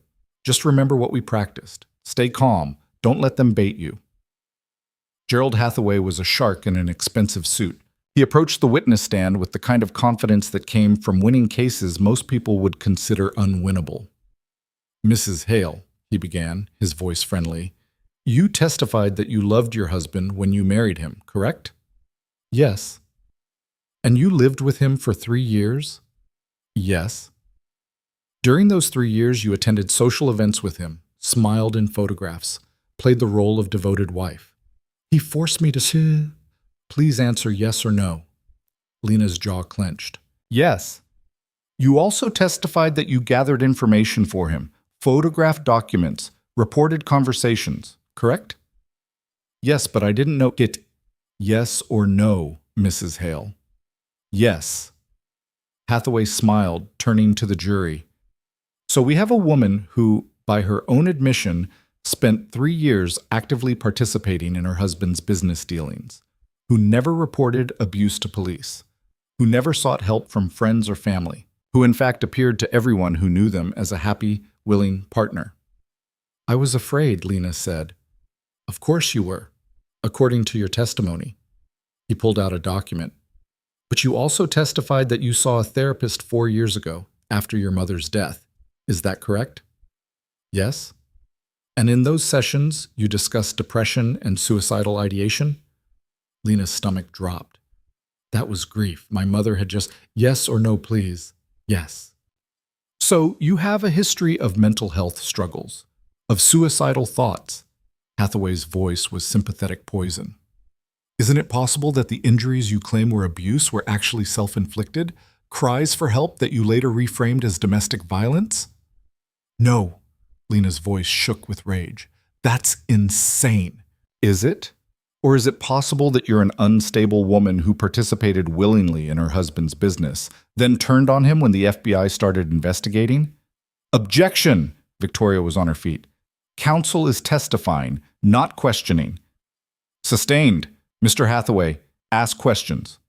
But the damage was done. Lena could see it in some of the jurors' faces, doubt creeping in. Hathaway spent another hour dismantling her testimony piece by piece. Why hadn't she left sooner? Why hadn't she told anyone? Why had she continued to attend events, to smile for cameras, to play the perfect wife? Every answer she gave, he twisted into evidence of willing participation or mental instability. When he finally finished, Lena felt hollowed out. Victoria did redirect, trying to repair the damage, but Lena could barely focus. She answered on autopilot until the judge finally dismissed her from the stand. In the hallway afterward, Victoria was blunt. That was rough. But you held together. That's what matters. Half the jury thinks I'm crazy. Maybe. But the other half saw you stand up to a bully lawyer and refuse to back down. Victoria squeezed her shoulder. We're not done yet. The prosecution called Adrian next. He testified about his investigation into Marcus, about his sister's death 5 years earlier, about the pattern of destruction Marcus left behind. Hathaway tried to paint him as obsessed, pursuing a vendetta based on a tragic accident, but Adrian was unshakable, presenting document after document showing Marcus's involvement in crime spanning years. Maya testified again, along with 3 other people Marcus had destroyed professionally. The prosecution built a picture of systematic cruelty disguised as legal business. Marcus's defense was simple. He was a lawyer who made aggressive deals. Anything illegal was done by David Park without his knowledge. And his wife, traumatized and mentally unstable, had been manipulated by federal prosecutors into believing a false narrative. They called character witnesses, colleagues who swore Marcus was ethical, clients who praised his brilliance, a psychiatrist who testified that Lena's history of depression made her testimony unreliable. The trial stretched into its 4th week. Every day, Lena sat in the gallery watching Marcus perform innocence while his lawyers shredded her credibility. Every night she went back to the Queen's apartment and tried not to fall apart. Adrian stayed close, a constant presence. They didn't talk about what would happen after, if Marcus was convicted, if he walked free, just focused on surviving each day. The night before closing arguments, Lena couldn't sleep. She found Adrian sitting in her small kitchen at 2 a.m, reviewing trial transcripts. "You should rest," she said. "Can't. Keep thinking about what we might have missed." He looked up at her. "You okay?" "No, but I don't think I'm supposed to be." She sat across from him. "What happens if he's acquitted?" "He won't be." "But if he is?" Adrian was quiet for a long moment. "Then we disappear you. New name, new city. I have contacts who can make that happen." "And you?" "I keep going until I find another way to take him down." "That's not a life, Adrian. That's just revenge." "Maybe." He met her eyes. "But it's the only thing I know how to do anymore." The brokenness in his voice matched something in her. 2 people destroyed by Marcus Hale in different ways, both trying to build purpose from ruins. "After this is over," Lena said quietly, "you should try being something other than angry." "Is that what you're going to do?" "I don't know yet, but I want to try." Closing arguments were theater. Victoria spoke for 2 hours, laying out the evidence, the pattern of behavior, the recordings that proved Marcus's knowledge of criminal activity. She painted him as a predator who used his intelligence and charm to destroy lives. "Lena Varelli is not on trial here," Victoria said, looking at the jury, "but the defense wants you to believe she is. They want you to focus on her mental health, her decisions, her failure to be a perfect victim. But there is no such thing as a perfect victim. There are only people trying to survive monsters, and the monster in this case is Marcus Hale." Hathaway's closing was equally powerful. He acknowledged that Marcus had made aggressive business deals, that his marriage had been troubled. But criminal mastermind? Orchestrator of murders? That was the fantasy of an obsessed investigator and an unstable ex-wife seeking revenge. You cannot convict a man based on the testimony of someone with a clear motive to lie, Hathaway said. And you cannot ignore reasonable doubt just because you feel sympathy for Mrs. Hale's situation. The jury got the case on Friday afternoon. They deliberated through the weekend. Lena spent those days in a fog. Adrian kept her company, neither of them talking about the waiting. Maya visited, bringing food Lena couldn't eat. On Monday morning, the call came. The jury had reached a verdict. The courtroom was packed when they reconvened. Lena sat behind the prosecution table, her hands clenched so tight her nails drew blood from her palms. The jury filed in, their faces unreadable. "Has the jury reached a verdict?" the judge asked. "We have, Your Honor." The foreperson handed a paper to the bailiff, who gave it to the judge. The judge read it without expression, then handed it back. "The defendant will rise." Marcus stood, his lawyers flanking him. For the first time, Lena saw uncertainty in his posture. "On the charge of conspiracy to commit murder, how do you find?" "Guilty." The word echoed through the courtroom. Lena's vision blurred. "On the charge of money laundering?" "Guilty." "On the charge of wire fraud?" "Guilty." Guilty. Guilty. Guilty. On every charge the jury had believed the prosecution. Marcus's face went white. His lawyers immediately started talking, but Lena couldn't hear them over the ringing in her ears. It was over. He'd lost. She'd won. The courtroom erupted. The judge banged his gavel, calling for order. Marcus was led away in handcuffs, his carefully constructed facade finally crumbling. As he passed the gallery, his eyes found Lena's one last time. She didn't look away, didn't flinch, just watched him disappear through the door that would lead to a cell, to decades of prison, to the destruction of everything he'd built. Outside the courthouse, reporters swarmed. Victoria made a statement about justice being served. Lena stood beside her, silent, letting the prosecutor's words wash over her. When a journalist asked how she felt, Lena looked directly at the camera. "Tired," she said, "but free." That night, she packed up the Queen's apartment. She'd decided to leave New York, to start over somewhere Marcus's shadow couldn't reach. Adrian helped her, the two of them working in comfortable silence. "Where will you go?" he asked. "Oregon, maybe. Somewhere quiet. Somewhere I can figure out who I am without him." "That sounds good. What about you? What's next for Adrian Cross?" He was quiet for a long moment. "I don't know. For 5 years, destroying Marcus was the only thing that mattered. Now that it's done," he shrugged, "I guess I need to figure out who I am too. You could come with me. To Oregon. Not," she fumbled for words, "not as anything specific, just as someone who understands." Adrian looked at her and something shifted in his expression. "Maybe. Let me think about it." But she could see the answer already forming. He needed to walk his own path out of the darkness, just like she did. They finished packing in silence. When he left, Lena stood in the empty apartment feeling something like hope trying to take root in her chest. The sentencing hearing was 3 weeks later. Lena attended, sitting in the same seat she'd occupied during the trial. Marcus was brought in wearing prison orange, his face gaunt, his hands shackled. The judge was efficient. 35 years on the conspiracy charge, 20 years on money laundering, 15 on fraud, to be served consecutively. 70 years total. Marcus Hale would die in prison. When the judge asked if Marcus had anything to say, he stood slowly. "I made mistakes," he said, his voice steady, "but I never stopped loving my wife. I hope someday she understands that." The manipulation was breathtaking. Even now, even convicted, he was trying to control the narrative, trying to paint himself as a flawed man destroyed by love. Lena stood before she could stop herself. "You don't get to do that," she said, her voice carrying through the courtroom. "You don't get to pretend this was about love. You broke me systematically and called it devotion. You killed people and called it business.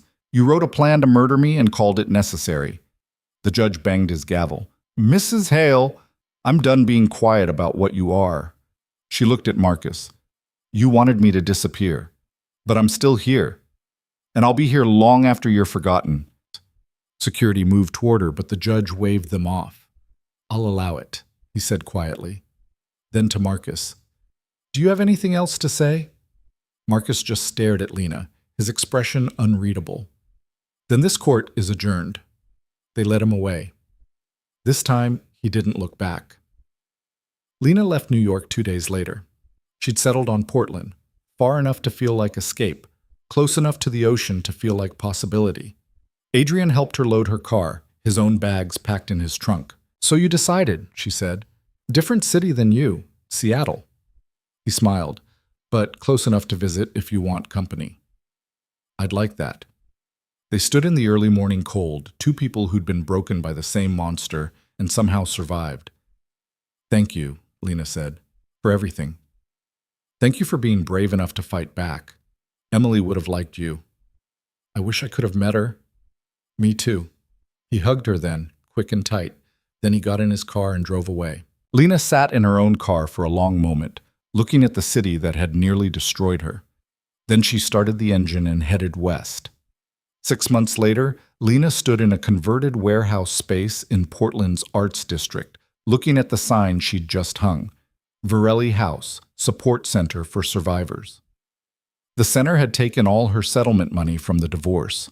Marcus's assets had been seized, but she'd been awarded compensation for the abuse. She'd used every penny to create this place. Support groups, legal aid, temporary housing for people escaping dangerous situations. Maya had designed the interior, her art hanging on the walls, pieces about resilience, about reconstruction, about beauty emerging from destruction. You ready? Maya asked, standing beside her. The opening event started in an hour. Lena had invited survivors from across the city, offering free resources and a space where their stories would be believed. Yeah, Lena said, I'm ready. The first person through the door was a woman in her 30s, nervous and defensive. Is this the place that helps people who... She couldn't finish the sentence. This is the place, Lena said gently. Come in. You're safe here. By evening, 50 people had come through. Some stayed for hours, sharing stories in quiet voices. Others just took information packets and left, not ready yet, but knowing where to come when they were. Lena moved through the crowd, offering support without pushing, creating the kind of space she'd needed 3 years ago. Adrian showed up near closing, carrying coffee and looking slightly out of place in the art-filled room. You did it, he said. We did it. You helped make this possible. I just took down one criminal. You're helping hundreds of people rebuild their lives, he smiled. That's bigger. They sat on a bench Maya had created from reclaimed wood, drinking coffee and watching the last few people filter out. I've been talking to a therapist, Adrian said quietly. About Emily, about revenge, about what I do now that Marcus is gone. How's that going? It's hard. Turns out anger is easier than grief. He looked at her. But I'm trying. Like you said, being something other than angry. I'm proud of you. Same. They sat in comfortable silence as the center emptied. Outside, Portland was settling into evening, the city lights beginning to glow. Lena thought about the woman she'd been 3 years ago, terrified, controlled, disappearing into Marcus's shadow. That woman was gone. In her place was someone harder, someone scarred, but also someone who'd learned that surviving wasn't enough, that you had to build something from the survival. You think we'll ever stop carrying him with us? She asked Adrian. Probably not, but maybe that's okay. Maybe we just learn to carry it differently. That's almost wise. Don't tell anyone. I have a reputation to maintain. Lena laughed, and it felt like freedom. A month later, she got a letter from Marcus. Prison mail, his handwriting still elegant despite the cheap pen. She almost threw it away without reading it. Almost. But curiosity won. The letter was short. Lena, I've had time to think about what I did, about what I became. I want to say I'm sorry, but I know that word means nothing after what I put you through. I watch the news sometimes. I saw a story about your center, about the people you're helping. You're doing something good, something I never could. I don't expect forgiveness. I don't deserve it. I just wanted you to know that I see what you built from the wreckage I left. And maybe that's the closest thing to redemption either of us will get. I hope you're happy. I hope you found peace. M. Lena read it twice, looking for manipulation, for hidden threats, but it seemed genuine. Or maybe Marcus had just gotten better at lying to himself. She burned the letter in her kitchen sink, watching the paper curl and blacken. Then she went back to work. Because Marcus Hale was done taking up space in her life. He was a lesson learned, a chapter closed, a cage she'd escaped. And Lena Varelli had better things to do than carry him anymore. A year after the trial, on a rainy afternoon in Portland, Lena stood in front of a group of 20 women in her center's main room. They'd come for the support group she ran every Thursday, survivors of domestic violence, people trying to rebuild their lives. Before we start, she said, I want you to know something. Whatever happened to you, whatever choices you made to survive, whatever guilt you're carrying, it's not your fault. You did what you had to do to stay alive. That's not weakness. That's strength. A woman in the back raised her hand. How do you know when you're actually free? Like, my ex is in prison, but I still... Her voice broke. I still hear his voice sometimes, telling me I'm worthless, telling me no one will believe me. Freedom isn't a switch you flip, Lena said. It's something you choose every day. Some days are easier than others. Some days you wake up and the fear is right there waiting. But you get up anyway. You keep going anyway. And slowly, the good days start outnumbering the bad ones. How long did it take you? Another woman asked. Lena thought about it. About the nightmares that had finally started to fade. About the moments when she'd catch herself flinching at nothing, expecting violence that no longer came. About learning to trust her own judgment again. I'm not sure I'm there yet, she admitted, but I'm closer than I was yesterday, and that's enough. After the meeting, Maya found her in the office. Someone's here to see you, she said. Says her name is Victoria Chen. The federal prosecutor was waiting in the lobby, looking slightly less severe in jeans and a sweater. I hope this isn't a bad time, Victoria said. Not at all. What brings you to Portland? A case, but also I wanted to see what you'd built. Victoria looked around the center. This is impressive, Lena. Thank you. I also wanted to tell you something. Marcus's conviction has opened doors. 3 other victims have come forward with abuse allegations. We're building cases against 2 other lawyers in his firm who were part of the operation.